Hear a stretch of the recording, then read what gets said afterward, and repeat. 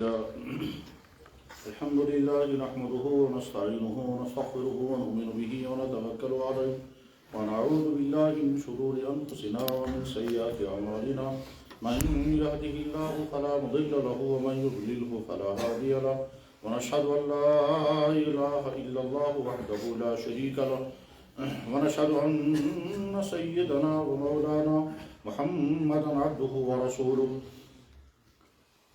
أرسله إلى الناس كافة بالحق بشيرا ونذيرا وداعيا إلى الله بإذنه وسراجا منيرا صلى الله تعالى عليه وعلى آله وأصحابه وأزواجه وذرياته وبارك وسلم تسليما كثيرا كثيرا أما بعد فقد قال الله تبارك وتعالى في كتابه العظيم إن الله يأمر بالعدل والإحسان وإيتاء ذي القربى وينهى عن الفحشاء والمنكر والبغي وقال الله تبارك وتعالى وذروا الفواحش ما ظهر منها وما بطن وقال الله تبارك وتعالى قل تعالوا أتل ما حرم ربكم عليكم ألا تشركوا به شيئا وقال الله تبارك وتعالى من عمل صالحا من ذكر أو أنثى وهو مؤمن فلنحيينه حياة طيبة ولنجزينهم أجرهم بأحسن ما كانوا يعملون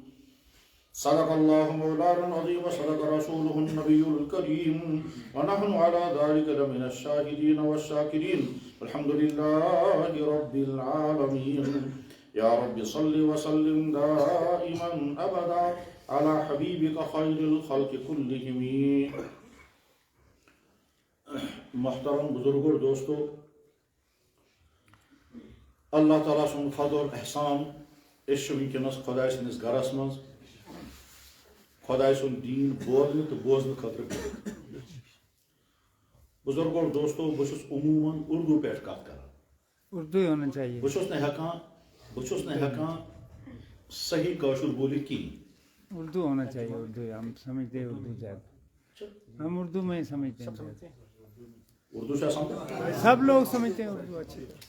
تو میرے بھائی، جب بھی کسی انسان کو کہیں بات کرنی ہوتی ہے تو آدمی سوچتا ہے کس موضوع پر بات کرے. سیدھی سی بات ہے، انسان کے ذہن میں خیال آئے. پھر اگر اللہ نے علم بہت وسیع عطا کیا ہو تو کئی موضوعات ذہن میں آئیں گے، اور اگر علم ہماری طرف سے تھوڑا سا ہو، چھوٹا سا ہو، تو بھی 2-4 موضوع ذہن میں آتے ہیں. لیکن پھر آدمی اپنے دوستوں سے پوچھتا ہے بھائی کس موضوع پر بات کرنی ہے، یہاں تقاضا کیا ہے. پھر اپنے ہمارے یہ علماء علاقوں کے واقف حضرات مشورہ بتاتے ہیں فلاں چیز پر بات کرو، فلاں چیز پر بات کرو، اور ان تمام کو سن کر کے پھر آدمی کوئی موضوع طے کرتا ہے. میرے بھائیوں، اب اس وقت جو باتیں عرض کی جائیں گی ان باتوں سے پہلے ہمیں ضروری ہے کہ ہم اپنی نیت صحیح کر لیں. نیت صحیح کرنے کے معنی یہ ہے کہ بولنے والے کو چاہیے، جو بھی بولنے والا ہو، کہ وہ اپنی نیت ٹھیک کرے. یعنی وہ ارادہ کرے یا اللہ مجھے نہ ان کی واہ واہ سننی ہے، نہ ان کا مجھے کوئی پیسہ چاہیے، نہ ان سے مجھے کوئی کمیشن یا پیسہ لینا ہے، نہ ان کی مجھے تعریفیں سننی ہیں. یا اللہ آپ کا دین جو تھوڑا سا میں نے سنا یا پڑھا ہے یہ آپ کے بندوں تک پہنچاؤں گا. کاش یہ دین پر عمل کرنے والے بن جائیں. اسی نیت سے میں دین پہنچاؤں گا. یہ تو بولنے والے کو نیت چاہیے. نہ واہ واہ کی طلب، نہ پیسے کی طلب، نہ تعریف سننے کی طلب، نہ کوئی ٹیوشن دے لینے کی طلب، نہ ہدیہ لینے کا کچھ نہیں. اللہ کا دین اللہ تک بندوں تک پہنچانا ہے، درد کے ساتھ، محبت کے ساتھ، اپنائیت کے ساتھ، تڑپ کے ساتھ، اس جذبے کے ساتھ کہ سننے والے بات سن لیں، یاد رکھیں اور عمل کرنے والے بنیں. یہ ہونا چاہیے بولنے والے کا جذبہ. سننے والوں کا جذبہ ہونا چاہیے کہ یا اللہ بہت قیمتی وقت ہے کہ آپ کے دین سننے کا موقع مل رہا ہے. دنیا میں ایسے بھی انسان ہیں جن کو کبھی دین کی بات سننے کی نوبت ہی نہیں آتی ہے. دنیا میں بے شمار انسان ایسے ہیں، ماحول ہی ایسا نہیں ملتا، ان کو ہے ہی نہیں وہاں کوئی جو دین کی بات سنانے والا ہے. میں اس کے واقعات نہیں سنا سکتا، وقت ختم ہو جائے گا. کہ دنیا میں بے شمار مسلمان ایسے ہیں جو تڑپتے ہیں کہاں خدا کا کوئی بندہ ہوتا ہے جو ہمیں دین بتاتا، ایسے بھی ہیں۔ جس کی میں ایک مثال بتاتا ہوں، ہم ایک مرتبہ دلی میں ایک سیمینار میں تھے، سیمینار تھا فہم قرآن کا اسلوب اور مفسرین کے کارنامے، یہ عنوان تھا، اور اس میں سیمینار تھا انٹرنیشنل سیمینار، یعنی اس میں دنیا بھر کے بڑے بڑے لوگ آئے تھے۔ اس میں ایک ہمارے بزرگ آئے تھے امریکہ سے، وہ ہمارے علماء میں سے ہے، ہمارے علماء کے خاندان میں سے ہے، لیکن رہتے ہیں امریکہ میں۔ تو اس نے آ کر کہا بھائیو یہ سارے علماء بیٹھے ہیں، یہ بتائیں گے آپ کو فہم قرآن کا طریقہ، فہم قرآن کے اصول۔ میں تو نہیں بتاؤں گا، میں تو اپنا ایک واقعہ سناتا ہوں آپ کو۔ پھر وہ کہتا ہے کہ میں امریکہ میں بزنس کرتا ہوں، میں کسی دوسرے شہر میں گیا تھا، اتفاق سے جمعے کا دن تھا، اور جب جمعے کے دن میں وہاں پہنچا میں واپس نہیں آ سکا، تو مجھے لگا کہ شاید زندگی میں آج جمعہ چھوٹ جائے گا، کیونکہ اس شہر کے اندر جمعہ پڑھنے والا کوئی تھا یا نہیں مجھے پتہ نہیں چل رہا تھا۔ کہتا ہے میں ٹیکسی والوں سے پوچھتا رہا بھائی کہیں کوئی ٹوپیوں والا تم کو نظر آیا ہے، کہیں یہ داڑھیوں والے ہیں کہیں؟ انہوں نے کہا نہیں۔ میں نے معلوم کرتا رہا، بہرحال ایک ٹیکسی والے نے کہا کہ ہاں یہاں شہر میں ایک محلہ ایسا ہے وہاں کچھ اس طرح کے لوگ مجھے نظر آئے ہیں۔ کہتا ہے میں نے ٹیکسی والے سے کہا مجھے وہاں لے جاؤ، چنانچہ اس نے وہاں پہنچا ہے تو وہاں دیکھا 10-20 مسلمان ہیں، صرف 10-20 مسلمان۔ ان 10-20 مسلمانوں سے میں نے انگریزی میں بات کر کے کہا بھائی جمعے کا دن ہے، یہاں آپ لوگ جمعہ پڑھتے ہیں؟ انہوں نے کہا ہاں جمعہ پڑھتے ہیں، مگر جمعہ پڑھانے والا دوسرے شہر سے آتا ہے۔ اب وہ جمعہ پڑھانے والا جب آ گیا، 20-30 مسلمان جمع ہو گئے، جمعہ پڑھانے والا جب آیا ہے تو اس نے کیا کیا، جب خطبہ اس نے پڑھا تو خطبے میں الحمد شریف پڑھا، پھر دوسرا خطبہ پڑھا تو اس میں بھی الحمد شریف پڑھا، پھر نماز جب پڑھائی تو پہلی رکعت میں بھی الحمد شریف پڑھی، اور دوسرے رکعت میں بھی الحمد شریف، اس کے علاوہ کچھ نہیں، سلام پھیر کر ختم ہو گیا۔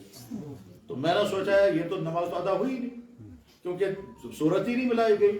میں نے اپنی ظہر کی نماز الگ پڑھ لی، اس کے بعد جب میں باہر نکلا تو باہر وہ سب لوگ کھڑے تھے، اب ان کو وہاں بیٹھ کے چائے وائے پینی تھی، تو مجھے کہنے لگے کہ ہم لوگ جمعے کے دن ملتے ہیں، کوئی کہیں سے آتا ہے کوئی کہیں سے آتا ہے، 20-30 مسلمان ہیں، ہم ایک جگہ چائے وائے پیتے ہیں، آپ بھی آ جاؤ، کہاں کے ہو؟ تو کہتا ہے میں بھی ان کے ساتھ چائے پینے کے لیے بیٹھ گیا۔ تو میں نے چائے پیتے پیتے امام صاحب سے کہا امام صاحب یہ جو آپ نے نماز پڑھائی یہ کیا کیا آپ نے؟ اس نے کہا کیوں؟ کہا میں نے کہا آپ نے خطبے میں بھی الحمد شریف پڑھی، خطبہ پڑھائی، پھر نماز جب پڑھائی تو اس میں صرف الحمد شریف پڑھی، کوئی صورت ہی نہیں پڑھی۔ امام صاحب نے کہا الحمد کے علاوہ ہم کو کچھ یاد ہی نہیں ہے، اللہ، اور یہاں کوئی سکھانے والا بھی نہیں ہے، ہمارے پاس یہاں قرآن بھی نہیں ہے، کوئی اگر خدا کا بندہ یہاں ہوتا ہم اس سے سیکھتے تو ہم آگے کچھ پڑھتے۔ اب ان میں سے میں نے ان کو الحمد یاد کرائی ہے، وہ اتنی مجھے بھی یاد، اس کے علاوہ مجھے بھی یاد نہیں۔ وہ تعجب سے مجھے کہنے لگے تم کو کچھ یاد ہے؟ تو یہ جو آدمی ہے یہ کہنے لگا، میں نے ان سے کہا میں تو قرآن کا حافظ ہوں۔ ان تمام لوگوں نے چائے چھوڑ کر کہنے لگا بھائی آپ کو پورا قرآن زبانی یاد ہے؟ انہوں نے کہا ہاں مجھے سارا قرآن زبانی یاد ہے۔ انہوں نے کہا چلو نماز اب ہم کو پڑھاؤ، اتنی لمبی نماز پڑھانا کہ آفتاب ہی ڈوبے، کیونکہ ہم نے آج تک قرآن سنا ہی نہیں کرا۔ یہ جو بزرگ سنا رہے تھے یہ حضرت مولانا قاسم نانوتوی رحمۃ اللہ علیہ جنہوں نے دارالعلوم دیوبند کا مدرسہ قائم کیا، ان کے خاندان کا آدمی ہے۔ شاید حضرت مولانا سالم صاحب یا حضرت مولانا اسلم صاحب کے صاحبزادے تھے، یہ زندہ ہیں ابھی، آج بھی وہ امریکہ میں ہی ہیں۔ تو کیا پتہ چلا ایسے بھی دنیا میں علاقے ہیں جہاں کوئی دین کی بات بتانے والا ہی نہیں ہے۔ تو میرے بھائی ہم دین کی مجلس میں ہیں، سننے والوں کو نیت کرنی چاہیے یا اللہ ہم آپ کا دین سننے کے لیے بیٹھے ہیں، خوش قسمتی ہے، لہٰذا ہم اپنی نیت پکی کریں گے۔ پکی کرنے کا مطلب کیا ہے کہ یہ جو بولنے والا بولے گا وہ اپنی بات نہیں اللہ اور اللہ کے نبی کی بات کہے گا۔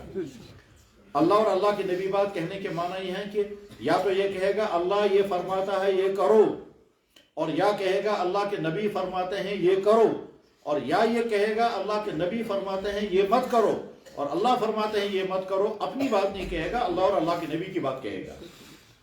پھر اپنے آپ سے کہنا ہے، اپنے آپ سے کہ بھائی صاحب اگر تو بیمار ہو جائے گا اور تجھے کسی ڈاکٹر کے پاس جانا پڑے گا اور ڈاکٹر وہاں تجھے پرہیز بتائے گا حلال چیزوں کا، تو اس وقت ضرور ارادہ کرے گا میں حلال چیزوں سے پرہیز کروں گا۔ مثلا ایک آدمی ڈاکٹر کے پاس پہنچ گیا، ڈاکٹر نے اس کا چیک اپ کرتے ہوئے ٹیسٹ کرائے، اور ٹیسٹ کرانے کے بعد ہی پتا چلا کہ شوگر لیول ہائی ہو گیا ہے۔ اور ڈاکٹر کہے گا آج کے بعد آپ شوگر کو کنٹرول کرو، مٹھائی کھانا بند کر دو، جوس پینا بند کر دو، ساری میٹھی چیزیں، بلکہ اگر شوگر زیادہ اوپر چلا گیا ہو تو چاول بھی کم کر دو۔ آج کے ڈاکٹر یہی بتاتے ہیں، چاول کھانا بھی حلال، کھانڈ کھانا بھی حلال، شہد تو شفاؤں کا خزانہ ہے، اور جوس پینا بھی حلال ہے۔ مگر جب ڈاکٹر نے منع کر دیا تو یہ بیمار پرہیز کرے گا۔ کس چیز سے پرہیز کر رہا ہے؟ حلال چیز سے۔ کس کے کہنے پر؟ ڈاکٹر کے کہنے پر۔ میرے بھائی، خدا نہ خواستہ کسی کی چھاتی خراب ہو گئی ہے، سردیاں ہیں، چھاتی خراب ہو گئی، زکام ہو گیا، نزلہ ہو گیا، ڈاکٹر کے پاس چلا گیا، ڈاکٹر نے کہا ٹھنڈا پانی مت پینا، دہی مت کھانا، ٹھنڈی چیزیں بند کر دو کیونکہ تمہاری چھاتی خراب ہو گئی اور زیادہ خراب ہو جائے گی۔ یہ ساری سرد چیزیں بند کر رہا ہے، گرم گرم چیزیں کھا رہا ہے۔ یہ گرم گرم چیزیں جناب، اس میں راجما دال بھی کھائی اور اس کے بعد پھر پیاز بھی کھائی، جتنی گرم گرم چیزیں ہوا کرتی ہیں وہ ساری گرم چیزیں کھائیں، چھاتی ٹھیک ہو گئی، نزلہ ختم ہو گیا، مگر گرم چیزیں کھانے کی وجہ سے پیٹ میں گرمی ہو گئی۔ پہنچ گیا پھر ڈاکٹر کے پاس، ڈاکٹر کے پاس جا کر کہتا ہے جناب مجھے دیکھو کچھ ہو گیا۔ ڈاکٹر نے چیک اپ کیا، کہنے لگا ہاں تجھے پیٹ میں گرمی ہو گئی ہے، اب سرد چیز کھانا، گرم چیزیں بند کر دو کیونکہ پیٹ میں گرمی ہو گئی۔ جب وہ پوچھتا ہے جی سرد چیزیں کیا کھاؤں گا، ڈاکٹر کہتا ہے آپ دہی زیادہ پیو۔ یہ بیمار کبھی نہیں کہے گا ڈاکٹر صاحب سشیا جمال ٹھیک، پرسوں آپ نے کہا دہی مت کھانا، آج کہہ رہے ہو دہی کھاؤ۔ تو ڈاکٹر کہے گا ہاں ہاں میرا دماغ بھی ٹھیک ہے اور میرا میڈیکل بھی صحیح ہے، پرسوں تمہاری چھاتی خراب تھی، اس وقت دہی تمہارے لیے مضر تھی، آج تمہارے معدے میں گرمی ہے، آج دہی تمہارے لیے مفید ہے۔ جس دن میں نے سمجھا یہ تمہارے لیے مضر ہے اس دن میں نے تم کو بند کر دیا، آج میں سمجھتا ہوں یہ تمہارے لیے مضر مفید ہے، آج تمہیں کر رہا ہوں۔ یہ آدمی مانے گا ڈاکٹر کی بات یا نہیں؟ مانے گا۔ میرے بھائی، جب ڈاکٹر کے کہنے پر، ڈاکٹر کے کہنے پر جب ہم حلال چیز چھوڑنے کو تیار ہو جاتے ہیں تو یہ ایمان والا کیسا ایمان والا ہے کہ اللہ اور اللہ کے نبی کے کہنے پر حرام چیز چھوڑنے کو تیار نہیں ہوگا۔ سوچنے کی بات ہے نا، اللہ اور اللہ کے نبی فرما رہے ہیں یہ مت کھانا، مثلا وہ ڈرگس ہیں، اللہ اور اللہ کے نبی فرما رہے ہیں یہ مت پینا، مثلا وہ شراب ہے۔ یہ کیسا ایمان والا یہ ماننے کو تیار نہیں؟ یہی ایمان والا ڈاکٹر کے پاس گیا، ڈاکٹر نے کہا کھانڈ مت کھاؤ، ڈاکٹر نے کہا راجما دال مت کھاؤ، ڈاکٹر نے کہا دہی مت پیو، ڈاکٹر نے کہا شہد مت کھاؤ، اور یہ چھوڑنے کو تیار ہو جاتا ہے جس شہد کے بارے میں اللہ فرما رہے ہیں اس میں شفا ہے لوگوں کے لیے، اور حکیم و ڈاکٹر کہتا ہے 70 بیماریوں کا شفا شہد کے اندر ہے۔ ڈاکٹر نے کہا تمہارا شوگر لیول ہائی ہو گیا ہے، اسے تمہیں کنٹرول کرنا پڑے گا۔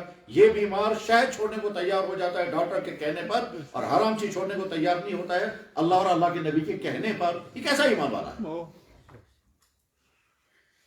لہٰذا نیت کیا کرنی چاہیے کہ اپنے آپ کو کہنا چاہے بھائی صاحب جب تو ڈاکٹر کے پاس جاتا ہے تیری نیت کیا ہوتی ہے؟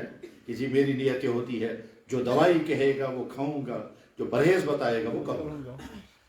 اپنے آپ کو کہنا بس یہی نیت یہاں بیٹھ کر کرو کہ یہ بیان کرنے والا یہ میڈیکل نہیں سنائے گا، یہ سائنس نہیں سنائے گا، یہ اپنے گھر کی باتیں نہیں سنائے گا، یہ اللہ اور اللہ کے نبی کی باتیں سنائے گا۔ اور اللہ اور اللہ کے نبی کی بات میں اگر کہا گیا یہ چیز مت کرو تو اپنے آپ کو کہنا ہے تو ارادہ کر لینا یہی کہ آج کے بعد یہ چیز مجھے نہیں کرنی ہے، اور اگر آج تک نہیں کی ہے تو اپنے آپ کو مبارکباد کرو، بہت مبارک تو آج تک بچا ہوا ہے، آئندہ اور بچنے کی فکر کرنی ہے۔ اب اس کے بعد اور اگر خدا نخواستہ یہ غلطی ہو گئی ہے تو پھر تو یہی ارادہ کر لینا چاہیے۔ بالکل ایسے ہی ایک کشمیری آدمی کی عمر 70 سال ہے، ایک بزرگ انسان ہے، 70 سال ہو گئے اس کو نمکین چائے پیتے پیتے، صحیح ہے کجوری پیتے ہی ہے نمکین چائے۔ آج ڈاکٹر نے کہا معدے میں السر ہو گیا، نمکین چائے بند کرو۔ 70 سال ہو گئے اس کو اچار کھاتے ہوئے، ڈاکٹر نے کہا اچار بند کر دو، معدے میں خرابی ہو گئی۔ اس کو 60 سال ہو گئے مرچوں والا کھانا کھاتے ہوئے، ڈاکٹر نے کہا مرچوان گئی بند، معدہ شک ختم۔ یہ پوچھتا ہے ڈاکٹر سے مرچیں بند، مسالے بند، اچار بھی بند، نون چائے بھی بند، کب تک؟ انہوں نے کہا مر نسا یہ ہمیشہ کہے گا اب نہیں کھاؤں گا۔ کبھی نہیں کہے گا 70 سال ہو گئے مجھے کھاتے کھاتے آج کیسے چھوڑوں گا. یہ آدمی کیسے کہتا ہے کہ جناب مجھے 2 مہینے ہو گئے ڈرگس کرتے کرتے آج کہاں چھوڑوں گا. لہذا نیت کیا کرنی چاہیے؟ میں نیت سمجھا رہا ہوں. نیت کیا کرنی چاہیے؟ ہم بیٹھ کر سنیں گے اللہ اور اللہ کے نبی کا فرمان ہمارے لیے کیا ہے، یہ اللہ اور اللہ کے نبی کا میسج ہمارے لیے ہے. ہم بیٹھ کر سنیں گے اور اس کے بعد پھر اپنے آپ کو میٹر لگائیں گے، دیکھیں گے یہ چیز ہمارے اندر نہیں ہے، بہت اچھا شکر. اور اگر یہ غلطی ہمارے اندر ہے، یہی بیٹھ کے ارادہ کریں گے یا اللہ اب نہیں کرنی ہے چاہے کچھ بھی ہو جائے. اگر یہ ارادہ کر لیا تو میرے بھائی آپ کا یہاں بیٹھنا بھی آپ کے لیے فائدے مند، اور ان بھائیوں کی محنت و تڑپ اور ان بہنوں کی اس کا بھی پھل نکل آیا، اور ہمارا آپ کی خدمت میں حاضر ہونا اس کا بھی کوئی فائدہ نکل آیا. اور واللہ اللہ تعالیٰ حفاظت فرمائے، اگر بولنے والا بول گیا اور سننے والوں نے ایک کان سے سنا دوسرے کان سے اڑا دیا، یا سننے والوں نے سنا مگر کہا کون کہتا ہے آج نہیں کرتا، تو میرے بھائی بولنے والا تو بری ہو جائے گا، انتظام کرنے والے بری ہو جائیں گے. اللہ کا تم پر اس انسان سے اللہ کی طرف سے ڈبل سوال آئے گا. تم نے سیکھا بھی نہیں اور جب سنا تو اس کے بعد عمل بھی نہیں کیا. دونوں کا جواب دے. انشاءاللہ ارادہ کرتے ہیں ہم.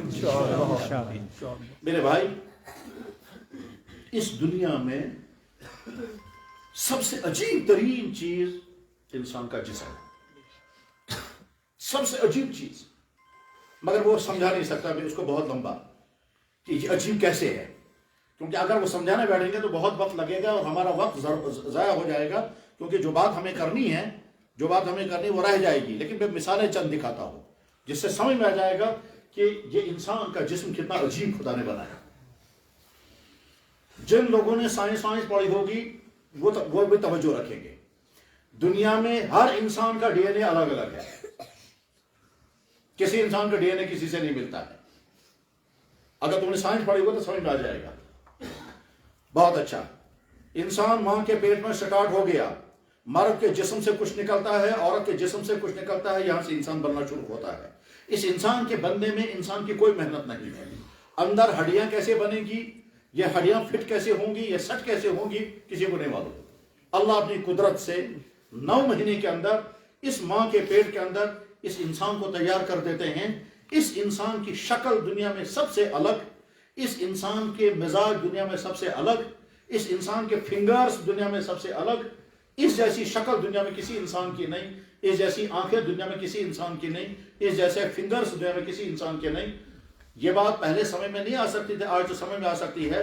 اگر سارے دنیا کے انسانوں کے انگوٹھے جمع کریں گے، یہ انگوٹھے آپس میں ملتے ہیں؟ انگوٹھے تو مل سکتے ہیں، ہو سکتا ہے 10-20 لاکھ انسانوں میں سے کسی کا انگوٹھا مل جائے. آنکھ تو ملتی ہی نہیں ہے. اس لیے آنکھوں کا فوٹو لیتے ہوں گے، پتا ہوگا لیتے ہیں نا آنکھوں کا فوٹو، اس لیے کہ آنکھ کسی کی دوسرے سے نہیں ملتی. اللہ تعالیٰ فرماتے ہیں میں ہوں جو ماں کے رحم میں تیری شکل بنا رہا. پھر اتنا بیلنسڈ جسم عطا کیا کہ آنکھ کی جگہ آنکھ، کان کی جگہ کان، ہاتھ کی جگہ ہاتھ. یہ ہڈیاں جیسی ہونی چاہیے ویسی ہڈیاں بنائی، ناخن اس کو ہونے چاہیے ناخن بنا کر کے دیے، اور اب اس دنیا میں اس کو آنا ہے. قرآن میں اللہ تعالیٰ کہتا ہے بہت تنگ راستے سے اس کو باہر نکال لاتا ہوں،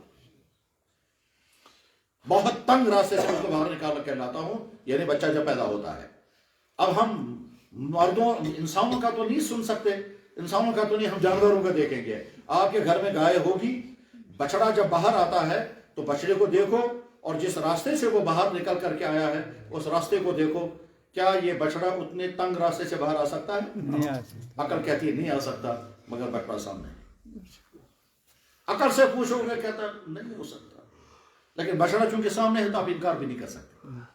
بس ٹھیک اسی طرح سے ساری مخلوقات کا معاملہ ہے کہ اللہ تعالیٰ شانہ ایک تنگ راستے سے باہر نکال دو. قرآن میں اللہ تعالیٰ فرماتے ہیں کہ میں اس کو آسان بنا دیتا ہوں باہر نکلنا. آ گیا یہ بچہ باہر. اب اس دنیا میں آ کر اس بچے کو سب سے بڑا مسئلہ کیا ہے؟ اس کو غذا کھانی ہے. نہیں غذا کہاں بھی. ابھی سب سے بڑا مسئلہ یہ ہے کہ اندر جتنی خالی جگہیں ہیں، اندر ان خالی جگہوں میں پانی بھرا ہوا ہے، اور وہ پانی اللہ نے اس لیے بھرا ہے کہ اگر اندر پانی نہیں ہوگا وہ چپک جائے گا، رگیں بند ہو جائیں گی. اس لیے تمام رگوں میں اندر پانی بھرا ہوا ہے.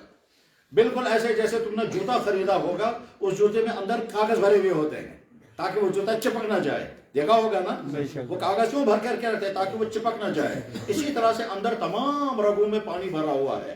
اگر یہ پانی بھرا ہوا نہیں ہوگا رگیں چپک جائیں گی، منہ جو ہے وہ آپس میں مل جائے گا، سوراخ جو ہے وہ بند ہو جائے گا. اس لیے تمام اندر کی خالی جگہوں پر پانی بھرا ہوا ہے، اور یہ اللہ نے خاص سسٹم کے ساتھ بھر دیا ہے. اب جو ہی بچہ دنیا میں آ گیا تو معلوم ہے سب سے پہلے کیا کرتا ہے؟ وہ سب سے پہلے روتا ہے. ٹھیک ہے، سب سے پہلے روتا ہے. اور یہ حدیث میں بھی ہے، شیطان اس کو ٹھوکر مارتا ہے، روتا ہے. اس رونے کا فائدہ یہ نکلتا ہے، جو سے آ کرتا ہے تو اندر ہوا چلی جاتی ہے، وہ پانی باہر آ جاتا ہے. آ گیا پانی باہر. اب اس کے بعد پھر بچہ بار بار روتا رہے گا، پانی نکلتا رہے گا، اور اندر کے ساری نسیں جو ہے وہ کھل جائیں گی. اندر کے ساری اندڑیاں جو ہے وہ کھل گئی، اور کھلنے کے بعد اب اس بچے کا سب سے بڑا مسئلہ یہ ہے، اس کے لیے غذا کا انتظام کرنا ہے. اور ادھر سے یہ غذا چبا نہیں سکتا، دنیا کی کسی غذا کو ڈائجسٹ نہیں کر سکتا، دنیا کی کسی چیز کو یہ ہضم نہیں کر سکتا. تو اللہ اپنی قدرت سے ماں کی چھاتی کے اندر دودھ پیدا کر دیتا ہے. جس ماں کی چھاتی میں دودھ پیدا کرنے میں ماں کو کوئی بھی محنت نہیں کرنی ہے، وہی غذائیں جو آج تک کھا رہی تھی وہی کھاتی رہے گی، وہی نعمتیں کھا رہی تھی وہی کھاتی رہے گی، اور اچانک دودھ پیدا ہونا شروع ہو جائے گا. اگر اللہ یہ بچے کے لیے دودھ پیدا نہیں کرے گا تو دنیا میں کوئی طاقت اس کے لیے دودھ پیدا نہیں کر سکتی. چلیے صاحب ٹھیک ہو گیا مسئلہ.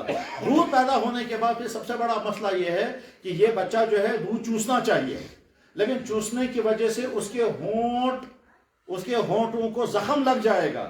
کیسے لگ جائے گا؟ وہ اس طرح سے سمجھ میں آئے گا آپ کو کہ جس وقت وہ لکڑی پھاڑتے ہیں اور ہاتھ میں لے کر کے، تو ہاتھوں میں کیا ہو جاتا ہے؟ کیا کسا ہاتھ. اسی طرح سے جب یہ نازک ہونٹ، بچے کے نازک ہونٹ ماں کی چھاتی کو چوستے رہیں گے تو اس کے ہونٹوں میں خطرہ ہے، ہارٹ ہو جائے گا. اس لیے اللہ نے ماں کی چھاتی کو بہت نرم بنایا. اس ماں کی چھاتی میں پورے جسم میں سب سے زیادہ نرم جگہ یہی چھاتی کی جگہ ہوتی، تاکہ بچے کے ہونٹوں کو زخم نہ لگے. چلیے ہو گیا. مگر اس کے بعد اگلا مسئلہ یہ ہے کہ بچے کو چوسنا سکھانا ہے. اگر چوسنا اللہ تعالیٰ نہیں سکھائیں گے تو بچہ چوسے گا ہی نہیں پھر. اور اگر بچہ دودھ نہیں پیتا ہے تو ماں پریشان ہو جاتی ہے، یا اللہ میں کیا کروں، یہ بچہ تو دودھ ہی نہیں پی رہا ہے. چنانچہ بچے کو اللہ چوسنا سکھاتے ہیں. اگر اللہ تعالیٰ بچے کو چوسنا سکھائے گا نہیں، دنیا میں کوئی طاقت اس بچے کو چوسنا نہیں سکھا سکتی.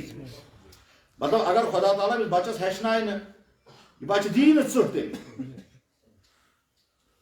اگر اللہ نے سکھائے گا تو ہم اس کو واز نہیں پڑھ سکتے، ہم اس کو تقریر نہیں کر سکتے، ہمارا ماسٹر ٹیچر صاحب لیکچر نہیں دے سکتا، ڈاکٹر صاحب کے پاس کوئی علاج اس کا نہیں ہے.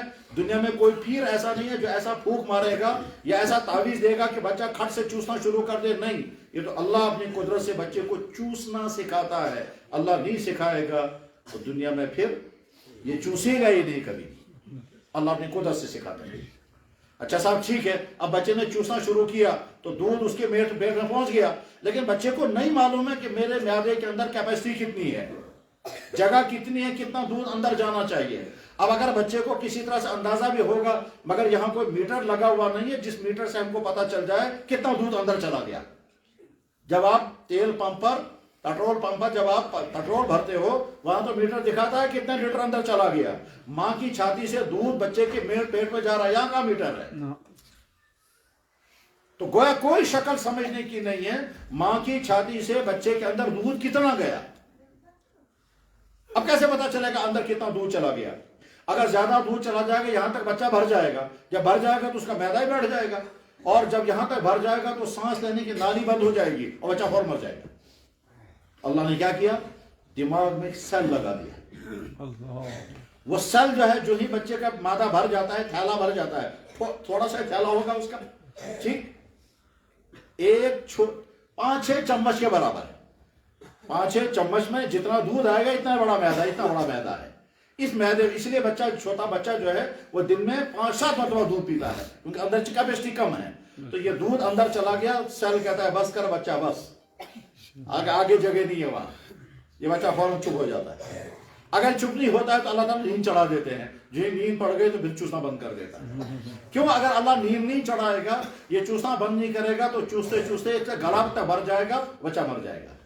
ٹھیک ہے صاحب، لیکن پھر بھی ہو سکتا ہے نا کبھی بچے کو نیند نہیں آ رہی جلدی اور دودھ زیادہ پی گیا، یہ زیادہ دودھ پی جائے گا اور معدہ ہضم نہیں کر سکے گا تو آپ نے دیکھا ہوگا کہ بچے کو کبھی کبھی دودھ واپس بھی آتا ہے، اللہ تعالیٰ اس کو واپس نکال دیتے ہیں، اوور فلو ہو گیا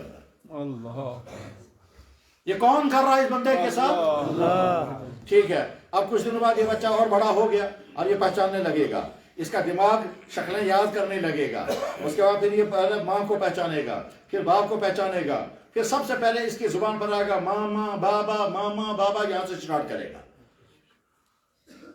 دیکھو جن کی اولادیں ابھی نہیں ہوئی ہیں تم ارادہ کرو، کیا یا اللہ جب آپ ہمیں اولاد عطا کریں گے ہم ایک کام ضرور کریں گے۔ وہ کیا کام؟ بچہ جب اللہ تعالیٰ عطا کریں گے، اس بچے نے سب سے پہلے اگر اللہ کہا، سب سے پہلا جملہ اگر اس نے اللہ بول دیا، تو حدیث میں اللہ کے نبی علیہ السلام فرماتے ہیں جس انسان نے دنیا میں سب سے پہلے اللہ کہا ہو اس کے ماں باپ کو فوراً مغفرت ہو جاتی ہے۔ ہم نے دیکھا تجربہ کر کے، ایک بچہ ہوا، اس بچے کو ہم نے دیکھا ابھی کوئی نہیں، سب سے پہلے لفظ اللہ اس نے بول دیا، لیکن یہ کب بولے گا؟ جب اللہ کے ماحول میں رہے گا۔ وہ تو جب ماں باپ اللہ اللہ کریں گے تبھی تو وہ بھی بولے گا اللہ، ورنہ نہیں۔ ٹھیک ہے، دودھ پیتا بچہ جب ماں کو دیکھتا ہے اس نے سجدہ کیا، وہ بھی سجدے میں گرتا ہے، اور اللہ کو کتنا پیار عطا ہوگا اس وقت۔ یہ معصوم بچہ اسے پتہ ہی نہیں، یہ سر نیچے رکھتا ہے، کتنا اچھا لگتا ہوگا اللہ کو، یہ مجھے سجدہ کرنا ہے۔ بہرحال اب یہ بچہ پہچاننے لگے گا، اسی بیچ میں اللہ کی اور قدرتیں عجیب ہوں گی۔ اگر بچے کو کھجلن آ گئی، کھجلن تو یہ کھجلائے گا ایسے ناخن سے، لیکن اگر آنکھ کو کھجلانا ہوگا آنکھ کو، تو آنکھ کو کبھی ایسا نہیں کھجلائے گا، وہ ہاتھ بند کر کے یوں کرے گا۔ اگر یہ ایسا کرنے لگے گا تو آنکھ نکل جائے گی۔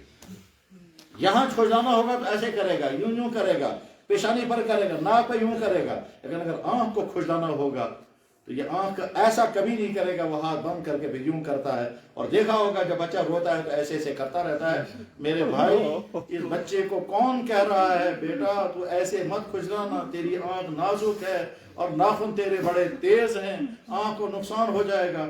وہی اللہ ہے جو اس بچے کو اس وقت حفاظت کر رہا ہے۔ ماں نے بچے کو سلا دیا، وہ روٹیاں پکا رہی ہے، گھاس کاٹ رہی ہے، اور وہاں بچہ جاگ گیا، بچے جاگنے کے بعد وہاں رو رہا ہے، میں کر رہا اور یوں یوں کر رہا ہے۔ وہ ایسے سے نہیں کرتا ہے، صحیح ہے؟ کون کر رہا ہے؟ یہ وہی ہے۔ اس کے بعد ذرا سا بچہ بڑا ہو گیا، اب اللہ تعالیٰ اس کو دانت دیں گے، ادھر سے معدے میں 40 من دودھ پہنچ گیا ماں کا، اور غذا کھانا شروع کر دے گا۔ معدے میں طاقت آ گئی، اب یہ غذا کھانا شروع کر دے گا۔ ادھر سے دانت شروع ہو گئے، ادھر سے ماں کی چھاتی میں دودھ کم ہو گیا، ادھر سے بچے نے اٹھ کر چلنا شروع کیا، وہ پھر کھڑا ہوا پھر گر گیا، پھر کھڑا ہوا پھر گر گیا۔ اگر یہ سوچنے لگے کہ میں جب کھڑا ہوتا ہوں گر جاتا ہوں، چوٹ لگتی ہے، روتا ہوں، لہذا میں کھڑا ہی نہیں ہوگا، تو پھر زندگی میں کھڑا ہی نہیں ہوگا۔ وہ کھڑا ہوتا ہے، گرتا ہے، روتا ہے، پھر کھڑا ہوتا ہے، یہاں تک کہ پھر یہ ایک وقت آتا ہے بچہ ہنسنے لگتا ہے۔ اس کو کون سکھا رہا ہے ہنسنا کیا ہو رہا ہے؟ پھر اس بچے کو اگر گھور کر کے دیکھیں گے، اس ٹکرائی ٹکرا میں سوچو، وہ رونے لگتا ہے، اس کو کون بتا رہا ہے یہ ڈرنے کی چیز ہے، یہ رونے لگتا ہے۔ میرے بھائی پھر آگے چل کر کے یہ بڑا ہوتا رہتا ہے، ایک ایک چیز بڑھتی جاتی ہے، اس کا قد بھی بڑھتا ہے، اس کا دماغ بھی بڑھتا ہے، اس کی طاقت بھی آتی ہے، یہاں تک کہ یہ جوانی کے سرحد میں داخل ہوتا ہے، اور اس کے بعد پھر اس کو سیکچول ہارمونز حرکت میں آ جاتے ہیں، پھر یہ مرد بننے لگتا ہے، پھر ایک وقت آتا ہے اس پر غسل فرض ہو جاتا ہے، پھر یہ جوان ہوتا ہے، پھر جوانی میں جتنی چیزیں اس کو ہونی چاہیے وہ ساری چیزیں اللہ اس کو عطا کر دیتے ہیں۔ ٹھیک ہے، اس انسان کو غذائیں کھانی، بس ایک دو باتیں اور سنیے، اس انسان کو غذائیں کھانی ہے۔ اس غذا کھانے کے لیے اللہ تعالیٰ سے کہتا ہے میرا یہ بندہ غذا کھاتے کھاتے تنگ نہیں آنا چاہیے، لہٰذا میں کیا کروں گا، تمام غذاؤں کو مزیدار بناؤں گا۔ چنانچہ جتنی چیزیں کھانے پینے کی ہیں ساری مزیدار ہیں، روٹیاں بھی مزیدار، چاول مزیدار، گوشت مزیدار، سبزیاں مزیدار، پھل مزیدار، ہر ایک میں مزہ الگ الگ رکھا۔ پھر ساتھ میں یہ بھی سوچا کہ مزے بھی الگ الگ کر لوں گا، چنانچہ سیب میٹھا، یہ سیب بھی میٹھا، یہ سیب بھی میٹھا، دونوں میں فرق ہے۔ کشمیری تو بچا سکتے ہیں۔ مان لیجئے یہ شخص نے بیٹے سے کہا بیٹا میں نے کھانا کھایا تھا، میرا جی چاہتا ہے سیب کھاؤں گا، سب سے تریل آمد۔ بیٹا کہتا ہے جی انگوٹ پاور چی نا دپان چی پیٹی مند اک ژوٗنٛٹھ کڑت۔ یہ بچہ چلا گیا، پیٹی میں سے یوں سیب نکالا، تب زٕ پیٹی آسمژ، وہاں دو پیٹیاں تھی، ایک پیٹی میں تھے امریکن اور ایک پیٹی میں تھے ڈیلشس اور ایک پیٹی میں تھے گولڈن، ٹھیک ہے نا. بچے کو اندھیرے میں نظر نہیں آیا, اس نے یوں سیب اٹھایا, سیب اٹھانے کے بعد اس نے سوچا دھونا, چلو دھو کر لاتا ہوں, دھو کر لا کر اس کو دیا. اندھیرے میں اس نے سیب کاٹنا شروع کیا. جب کاٹنا شروع کیا, چباتے چباتے یہ بتا سکے گا یہ کون سا سیب ہے؟ بتا سکے گا؟ کیسے بتا رہا ہے؟ ذائقے میں اللہ نے فرق رکھا ہے. کہتے ہیں امریکن بھی میٹھا, دلچسپ بھی میٹھا, مگر دونوں کی مٹھاس میں فرق ہے. ٹیسٹ ہم بتا سکتے ہیں. یہ کیسے بتا رہا ہے؟ میرے بھائی, اللہ کی قدرت, اللہ کی قدرت. اس زبان پر 10,000 ٹیسٹ ریکارڈ کرنے کی اللہ نے طاقت رکھی ہے. 10,000 ٹیسٹ ہم سے زیادہ ریکارڈ کے. یہ توجہ میں فرق ہے.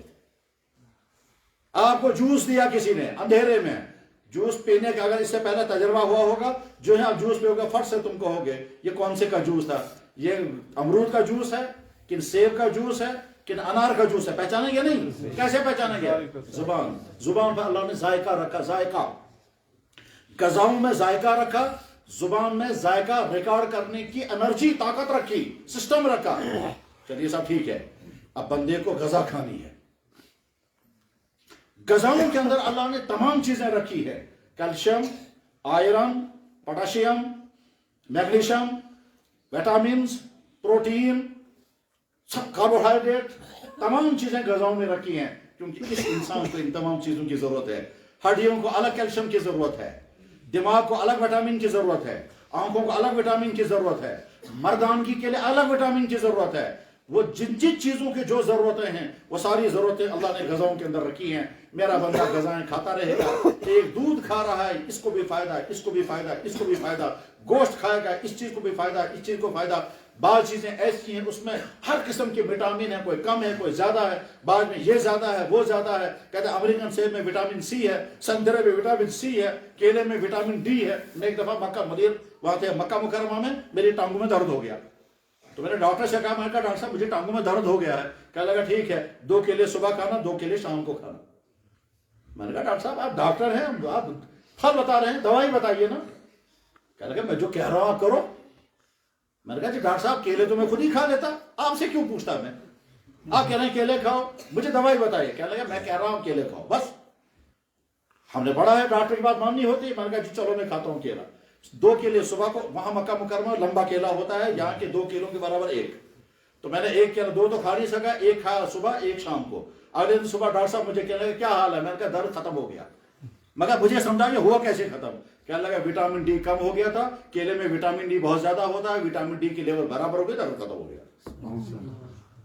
میں نے کہا کتنا بڑا ہے وہ اللہ جس نے کیلے کے اندر وٹامن ڈی رکھا ہے. کہنے لگا اسی اللہ کے دربار میں. تو چلو پہنچ گئے ہم حرم میں طواف کرنے کے لیے, ڈاکٹر میرے ساتھ, ڈاکٹر بھی زندہ ہے وہ.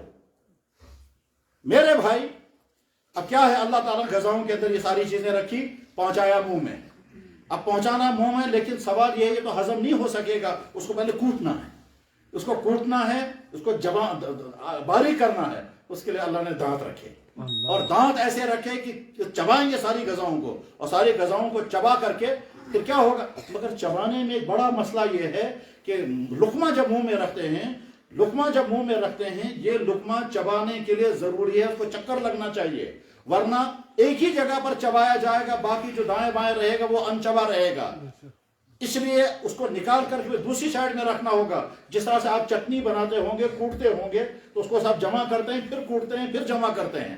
اسی طرح سے اللہ نے زبان کو سسٹم دیا, زبان اس کو لقمے کو چکر لگاتی ہے, گھماتی رہتی ہے, اور اس کے لیے کوئی ٹریننگ نہیں کرنی ہے, کوئی ٹریننگ نہیں کرنی.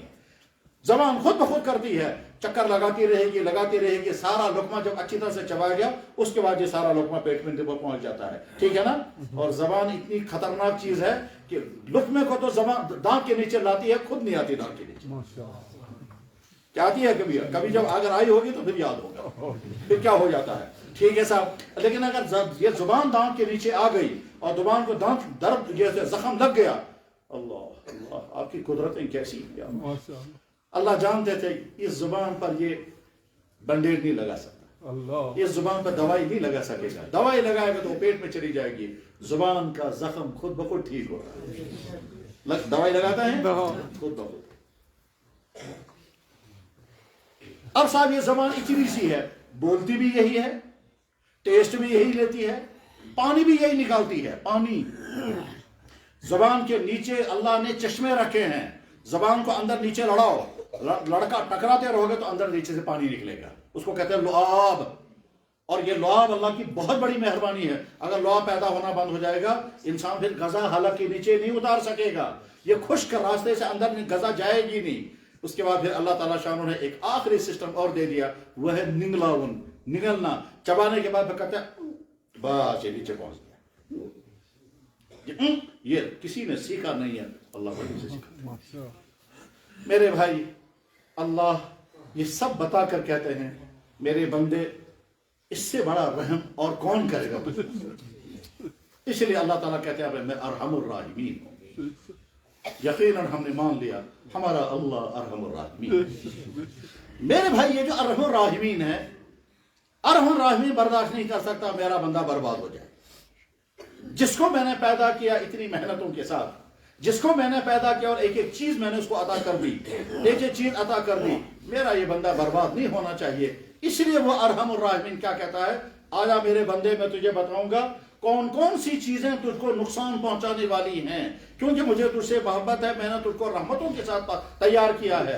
जैसा तेरा बाप फिक्रमंद है बेटा खराब नहीं होना चाहिए, उसके दिल में रहम बहुत थोड़ा सा, मेरे दिल में तो इतना रहम है मेरे बंदों का। फरमाया जनाब रसूल अकरम सल्लल्लाहु अलैहि वसल्लम ने, अल्लाह ने मोहब्बत और रहम के 100 हिस्से किए, 90 हिस्से अपने पास रखे और 10 हिस्से सारी कायनात में तकसीम कर दिए। एक हदीस में, और एक हदीस में है अल्लाह के नबी ने फरमाया, अल्लाह ताला शानो ने रहम के 10 हिस्से किए, 9 हिस्से अपने पास रखे, एक हिस्सा सारी कायनात में तकसीम कर दिया। सारी कायनात में जो रहम और मोहब्बत तकसीम की है, उसकी मिसाल आगे हुजूर ने समझाई। बुखारी में हदीस है, बुखारी में क्या समझाई, क्योंकि हुजूर नबी अलैहिस्सलाम जिस माहौल में थे उस माहौल की मिसालें हुजूर बयान करते थे। होता ही है, करनी है मिसालें बयान। हम सर्द इलाके में हैं, ठंडक की मिसाल अगर देनी होगी तो फौरन बर्फ की मिसाल देंगे। तब है तुरुन शीन हुज, शीन ठीक। सफेद की मिसाल देंगे तो हमें सफेद दूध हूं, तो दूध की मिसाल देंगे, सीधी बात है। तो हर आदमी अपने इलाके की मिसालों की, तो अल्लाह के नबी अलैहिस्सलाम ने मिसाल समझाई। क्या समझाई, फरमाया देखो, घोड़ी को जब बच्चा पैदा होता है, घोड़ी को जब बच्चा पैदा होता है तो घोड़ी उस पर नीचे बैठती होगी, खड़ी नहीं रह सकेगी, नीचे बैठती होगी।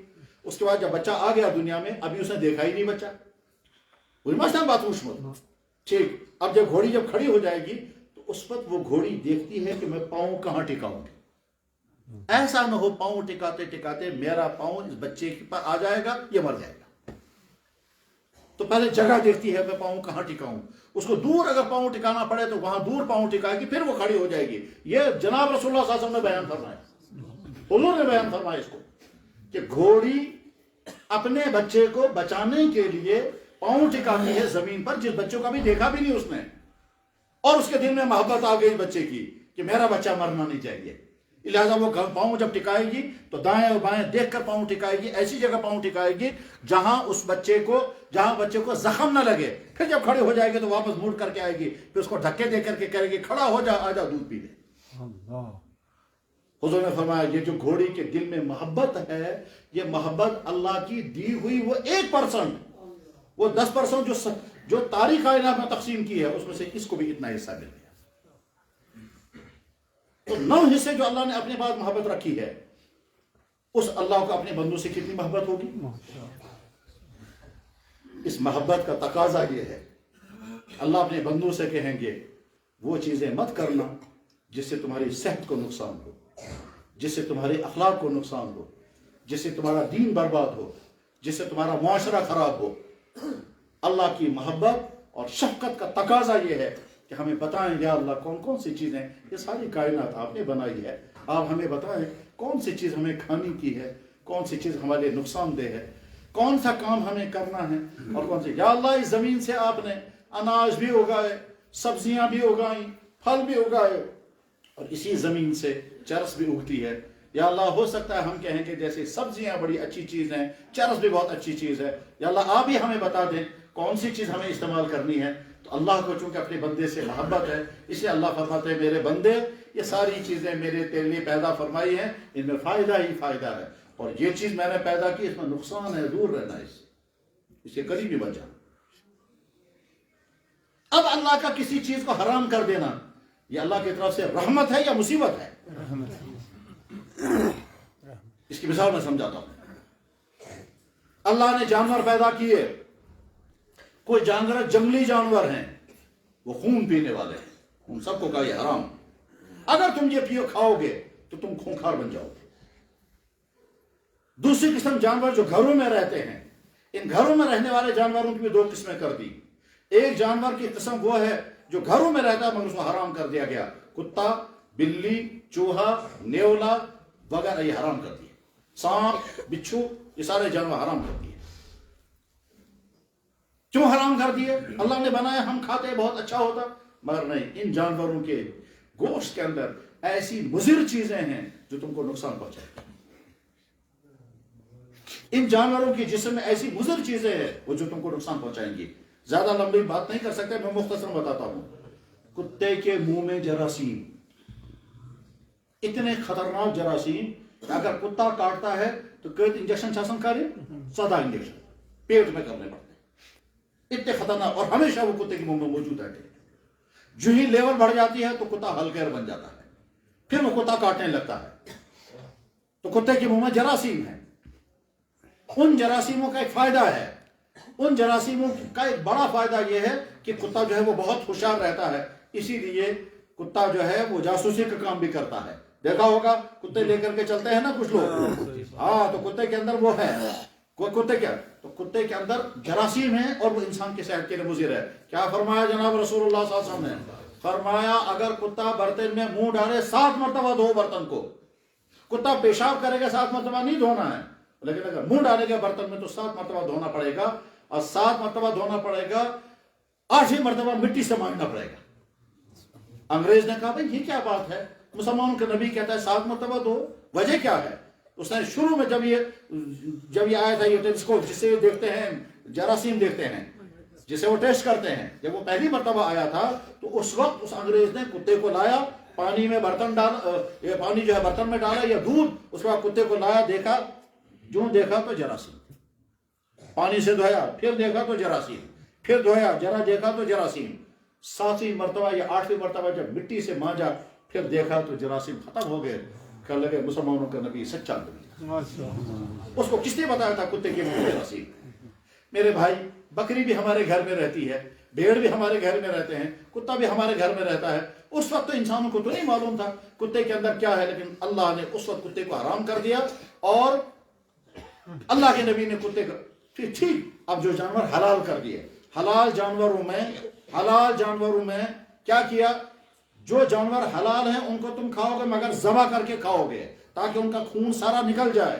اب سوچنا ہے نا کہ اللہ نے یہ ذبح کرنے کا سسٹم کیوں رکھا ہے, تاکہ اس جانور کا خون میرے بندے کے جسم میں چلا جائے گا, اس کو نقصان ہو جائے گا. اس لیے فرمایا جانور حلال جانور کو کھاؤ گے مگر پہلے ذبح کرو. اور اگر جانور خود مر گیا تو اس کا خون گوشت کے اندر جذب ہو گیا, اب نہیں کھانا, یہ تمہاری صحت کے لیے مضر ہے. گویا اللہ تعالیٰ شان ہو کا اپنے بندوں پر رحم ہے, اس لیے اللہ تعالیٰ شان ہو ہر وہ چیز حرام کر دیتے ہیں جو چیز انسانوں کے لیے مضر ہے. جب یہاں تک پہنچے تو اب سمجھے, کیا ایسا ہو سکتا ہے کہ ایک چیز انسان کے لیے بڑی ضروری ہے, بہت فائدے مند ہے, بہت بہتر ہے, مگر اللہ اور اللہ کے نبی نے پھر بھی حرام کر دی؟ ہائے ہائے, نہیں حرام ہونی چاہیے تھی. جواب ایسا کبھی نہیں ہو سکتا. یہ سوال ہی نہیں پیدا ہوتا کہ ایک چیز انسانوں کے لیے بہت فائدے مند تھی پھر بھی اللہ کے نبی نے اس کو حرام کر دیا, ایسا کبھی نہیں ہوگا. جو چیز اللہ اور اللہ کے نبی نے حرام کر دی ہے وہ لازماً انسان کو نقصان پہنچانے والی ہیں, اس وجہ سے ان کو حرام کر دیا گیا. اب ہر ایمان والے کی ذمہ داری ہے کہ وہ معلوم کرے کہ میرے اللہ نے اور میرے نبی نے کون کون سی چیزیں میرے لیے حرام کی ہے. پہلے سے عقیدہ رکھنا ہے جو چیز حرام کی ہوگی وہ نقصان پہنچانے والی ہے, تبھی تو حرام کی ہے, ورنہ اللہ تھوڑے حرام کرے. اللہ کہہ رہے ہیں یہ ساری دنیا میں نے تمہارے لیے بنائی ہے, ساری دنیا میں نے تمہارے لیے بنائی. وہ الذی خلق لکم ما فی الارض جميعا, وہی تمہارا رب ہے جس نے تمہاری زمین کی ساری چیزیں پیدا کی ہیں. وہی اللہ کہہ رہا ہے یہ چیز استعمال مت کرنا. جانور ہمارے لیے بنائے, ٹھیک, مگر ایک جانور کے بارے میں کہا دیکھو اس کی سواری کرنا, گوشت مت کھانا, اس کا دودھ پینا, اس کا اون استعمال کرنا, اس کے پیشاب سے بچنا, اس کے یہ چیز کرنا. اللہ جناب رسول اللہ صلی اللہ علیہ وسلم خیبر میں تھے, صحابہ بھوکے, کئی دن مشکل ترین کام میں گزرے، بڑا مشکل ترین مقابلہ چل رہا تھا، اس مشکل ترین کام میں کئی دن گزرے، صحابہ بھوکے پیاسے، ایک دن بڑا قلعہ جو ہے وہ ہاتھ آ گیا، اندر بہت گدھے تھے، صحابہ نے وہ نکال کر گدھے ذبح کیے اور پکانے شروع کر دیے۔ تو اللہ کے نبی علیہ السلام نے دیکھا چاروں طرف سے دیگیں جل رہی ہیں، فرمایا کیا پکایا جا رہا ہے آج؟ عرض کیا گیا یا رسول اللہ گدھوں کا گوشت پک رہا ہے۔ گدھے سارے وہاں سے اندر سے نکالے اور نکالنے کے بعد ذبح کر کے دیگوں میں بھرے ہیں اور دیگوں میں بھر کر کے گدھوں کا گوشت پکایا جا رہا ہے۔ تو اللہ کے نبی علیہ السلام نے کھڑے ہو کر اعلان کر دیا اور صحابہ سے بھی اعلان کر دیا، ان اللہ حرم لحوم الحمر الاہلیہ، اللہ نے گھروں میں پائے جانے والے گدھوں کا گوشت حرام کر دیا۔ اسی وقت صحابہ نے دیگیں الٹ دی۔ ٹھیک ہے، بہت اچھا۔ وہیں پاس میں دوسرا جانور تھا، اونٹ اور بکریاں، اب ہمیں حرام۔ اس کا مطلب یہ ہوا کہ جو چیزیں حرام کی ہیں وہ انسان کو نقصان پہنچانے والی ہیں، اور جو چیزیں خنزیر کا گوشت حرام کیا، ساری دنیا کا میڈیکل بتا رہا ہے سوائن فلو خنزیر سے ہوتا ہے، سوائن فلو آیا ہی تھا اسی وجہ سے۔ میرے بھائی، جب صورتحال یہ ہے کہ اللہ جن چیزوں کو حرام کرتے ہیں وہ انسان کو نقصان پہنچانے والی ہے، جب انسان ان حرام چیزوں سے نہیں بچتا، جب انسان ان حرام چیزوں کا ارتکاب کرتا ہے، اس کے نتیجے میں معاشرہ برباد ہو جاتا ہے، اور جب برباد ہو جاتا ہے تو اسی کو کہتے ہیں معاشرہ بگڑ چکا ہے۔ اور اس کی مثالیں کیا ہیں کہ نوجوان آوارہ ہوں گے، نوجوان ڈرگز کریں گے، نوجوان فیشن کریں گے، نوجوان ڈانس دیکھیں گے، نوجوان میوزک سنیں گے، نوجوان غلط تعلقات میں پھنسیں گے، نوجوان بری باتوں میں مبتلا ہو جائیں گے، یہاں تک کہ آگے ہوتے ہوتے پھر نوجوانوں کا حال یہ ہوتا ہے وہ یہ بھی کہتے ہیں خدا ہے ہی نہیں کہیں۔ تو سمجھ لو نوجوانوں کا معاشرہ بگڑ گیا، دفتروں کا معاشرہ بگڑتا ہے، ملازم کام نہیں کریں گے، کاموں کو لٹکائیں گے، اور کام کریں گے تو رشوت کے بغیر کام نہیں کریں گے، گورنمنٹوں کے آئے ہوئے پیسے جو ہیں وہ خود اڑائیں گے اور ساتھ میں سکیمیں فیل کر دیں گے۔ غرض یہ کہ ادھر سے بھی کرپشن ہوگا، ادھر سے بھی کرپشن ہوگا، لوگوں کو ستائیں گے، قانون کے ذریعے سے تکلیف دکھ پہنچائیں گے، تو سمجھو دفتروں کا معاشرہ بگڑ گیا۔ بازاروں میں کیا ہوگا؟ ایکسپائر مال لوگ بیچیں گے، غلط ریٹ لگائیں گے، کسٹمروں کو لوٹیں گے، ملاوٹ کر کے مال بیچیں گے، اور کہا جائے گا کہ بازاروں کا معاشرہ بگڑ گیا۔ گھروں میں کیا ہوگا؟ شوہر بیویوں کو ستائیں گے، بیویاں شوہروں کی نافرمانیاں کریں گے، اولادیں ماں باپ کی نافرمانیاں کریں گے، ماں باپ اولادوں کو دکھ پہنچائیں گے، بھائی بھائی کو تکلیف پہنچائے گا، وراثت اڑائیں گے، ایک دوسرے کو تکلیفیں پہنچائیں گے، کہیں گے گھروں کا معاشرہ بگڑ گیا۔ عورتیں بے پردہ ہو جائیں گی، بدکاریاں عام ہوں گی، غلط تعلقات پھیلنے لگیں گے، کہ عورتوں کا معاشرہ بگڑ گیا۔ آج ہمارا حال یہی ہے میرے بھائی۔ جناب محمد الرسول اللہ صلی اللہ علیہ وسلم کے ہزاروں کمالات میں سے ایک بڑا کمال یہ تھا کہ آپ نے معاشرہ اتنا پاکیزہ بنایا کہ پوری انسانی تاریخ میں ایسا معاشرہ کسی نے نہیں بنایا۔ پوری انسانی تاریخ کسی مذہب میں اتنا پاکیزہ معاشرہ نہیں دکھایا جا سکتا جیسا پاکیزہ ترین معاشرہ محمد رسول اللہ نے بنایا۔ محمد رسول اللہ کے تیار کیے ہوئے انسان حکمران بنے، اس زمین پر ان سے زیادہ بہتر حکمران کوئی نہیں بنا۔ عمر ابن خطاب رضی اللہ تعالیٰ عنہ کے زمانے میں قحط آیا، عمر ابن خطاب ایک ہفتے تک بھوکا رہتے تھے۔ جب بہت زیادہ کمزور ہو گئے، ایک دفعہ ایک صحابی نے کہا حضرت امیر المومنین آپ اڑ بھی نہیں پا رہے ہیں، میں تھوڑا آپ کے لیے حلوہ لاتا ہوں۔ چنانچہ اس نے کیا کیا؟ کھجور، جو اور دودھ، گھی اور دودھ ملا کر کے حلوہ بنایا اور حضرت عمر کی خدمت میں پیش کیا کہ حضرت آپ کے لیے میں حلوہ لایا ہوں، آپ تناول فرمائیں، اتنے کمزور ہو گئے۔ حضرت عمر نے فرمایا کیا مدینے کے ہر گھر میں یہ حلوہ موجود ہے؟ انہوں نے کہا جی حضرت، قحط سالی چل رہی ہے، کہاں حلوہ موجود ہوگا؟ تو عمر بن خطاب نے کہا جب مدینے کے گھروں میں حلوہ موجود نہیں، عمر کیسے کھا سکتا؟ حضرت عمر بن خطاب امیر المومنین ہیں، اندر بیٹھے ہوئے حساب لکھ رہے تھے، باہر سے کسی نے آواز دی، رات کا وقت تھا، باہر سے کسی نے آواز دی۔ حضرت عمر کو تھوڑا غصہ بھی آ گیا، رات کا وقت کون آ گیا ہے؟ پھر سوچا کسی کی مجبوری ہوگی تبھی تو آیا ہوگا، فوراً کھڑے ہو گئے، دروازہ کھولتے کھولتے فرمایا کون ہے؟ باہر سے آواز آئی علی۔ حضور سمجھ گیا حضرت علی ہے، یہ حضرت عمر سمجھ گیا حضرت علی ہے، فوراً دروازہ کھولا، حضور کے داماد، فوراً دروازہ کھولا۔ فرمایا آپ اس وقت کیوں آئے؟ کہ حضرت بڑا ضروری کام. فرمایا ذات کا کام ہے یا امت کا؟ انہوں نے کہا جی حضرت ذات کا کام ہے. کہا ذرا رک جائے. واپس گئے, چراغ بجھا دیا. چراغ بجھانے بعد کہا اب اندر تشریف لائیے. حضرت علی نے عرض کہا حضرت کیوں؟ فرمایا بیت المال کا چراغ جل رہا تھا, میں گورنمنٹ کا حساب لکھ رہا تھا. تم ذاتی کام کے لیے آئے ہو, عمر کے بعد ذاتی چراغ نہیں ہے, میں تمہارے لیے جلاؤں گا. بیت المال کا چراغ میں تمہارے لیے کیسے جلاؤں گا؟ اے دنیا کے انسانوں, ایسے حکمران, یہ ہے محمد. حضرت عمر بن خطاب نے گورنر کو بلایا. گورنر آیا ہے مصر سے حساب دینے کے لیے. گورنر حاضر ہو گئے, مصر کا سارا حساب پیش کیا.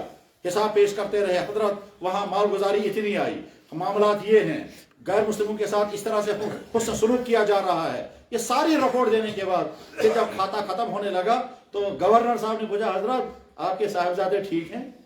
ہاں ٹھیک ہے. کہ حضرت آپ کی طبیعت ٹھیک ہے؟ اچھا چپ رہو. وہ حیران ہو گیا, کیا بات ہو گئی؟ انہیں فوراً چراغ بجھا دیا. کہنے لگا تم نے ذاتی گفتگو شروع کر دی ہے, بیت المال کا چراغ ذاتی گفتگو کے لیے نہیں جلے گا.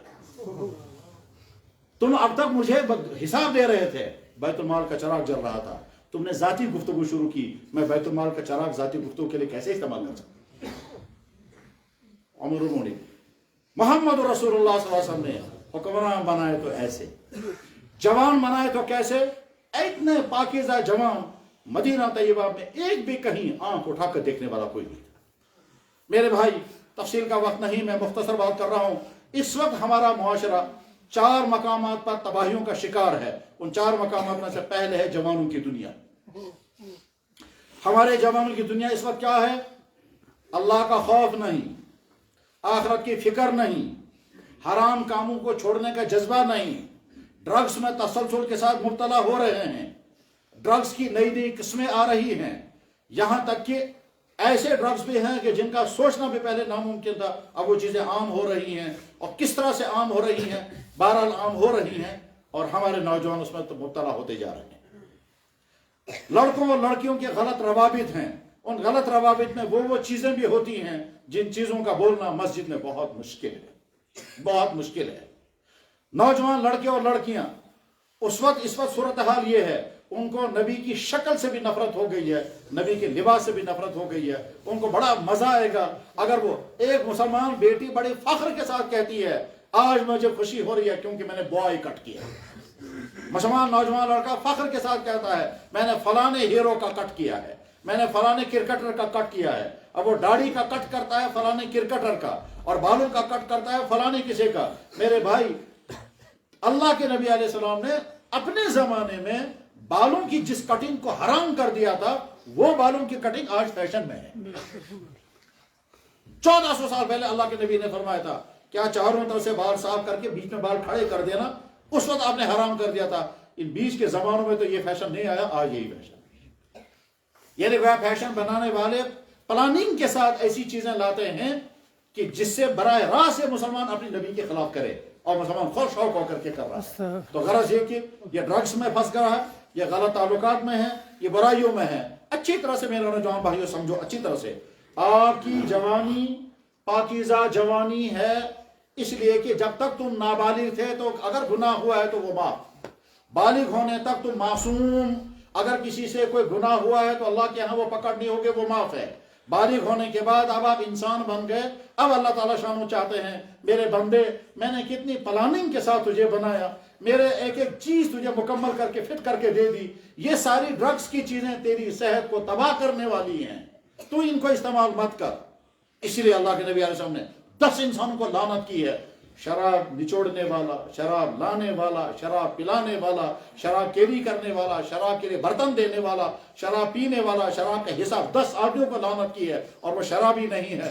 ڈرگس کی جتنی قسمیں ہیں ان تمام قسموں کے متعلق یہی ہے کہ لانے والے پر بھی لعنت ہے, بیچنے والے پر بھی لعنت ہے, کیری کرنے والے پر بھی لعنت ہے, پکڑانے والے پر بھی لعنت ہے, پینے والے پر بھی لعنت ہے, پیسہ جمع 10 آدمیوں پر لعنت.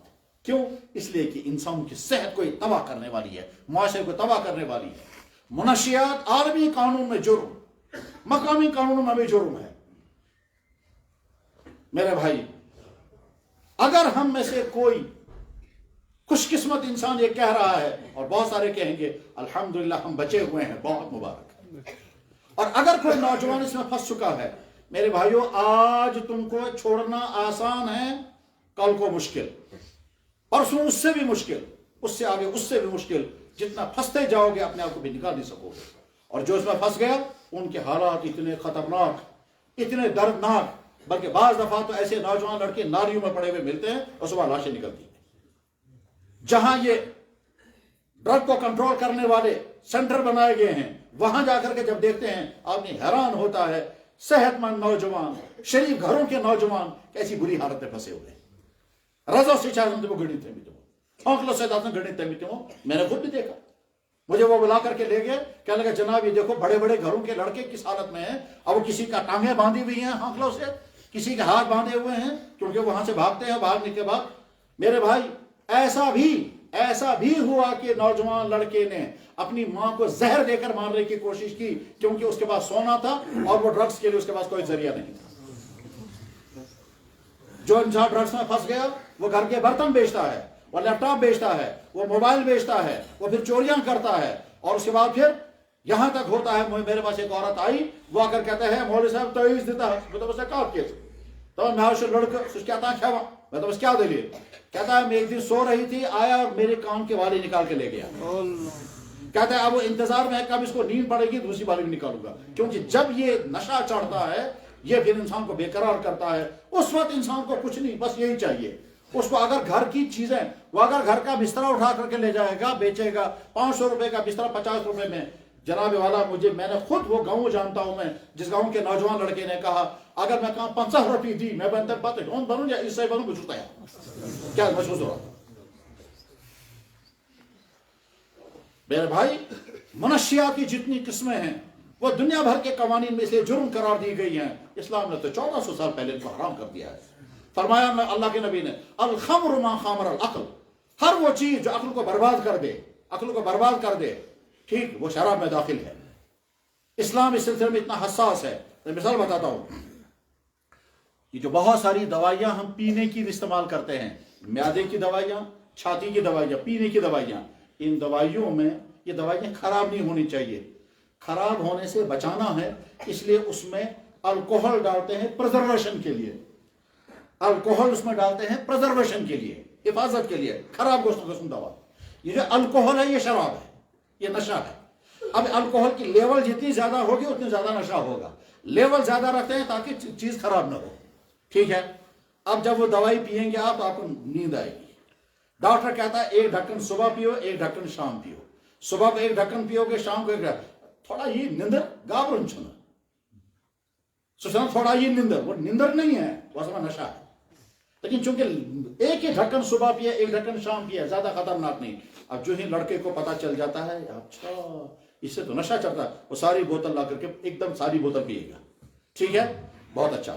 ایک لڑکے کی چھاتی خراب تھی، اس نے یہ دوائی کی بوتل خریدی، ایک ڈھکن صبح ایک ڈھکن شام، کہا جائے گا اس نے دوائی خریدے، اس کے لیے جائز۔ دوسرے لڑکے نے سوچا میں ساری بوتل اس وقت ساری پیوں گا ایک ہی ساتھ اور اس کے بعد نشہ چڑھ جائے گا، میں 8 گھنٹے کے لیے سو جاؤں گا، اس نے شراب خریدا اور اس کے لیے حرام۔ فرق سمجھ میں آ گیا؟ اس نے پیا ہے نشے کے لیے، اس نے پیا ہے دوائی کے لیے، اس نے پی اتنی مقدار جتنی ڈاکٹر نے بتائی تھی، اس نے ساری بوتل پی لی۔ پہلے زمانے میں یہاں بازاروں میں دوائی کی دکانوں میں دوائی ملتے تھے، اس کو کرکس کہتے تھے، وہ کرکس ساری بوتل ایک ہی ساتھ پیتے تھے اور اس کے بعد بھی 3 دن کے لیے سو جاتے تھے، اور کبھی سو جاتے تھے کبھی نشے میں آپ نے سوچتا تھا بس اسمان میں اٹھا آہا بس خوش کہنا پرسو بکتا خوش، یہ ذہن میں خوشیاں ملتی ہیں، یہ ڈرگ سے اثرات۔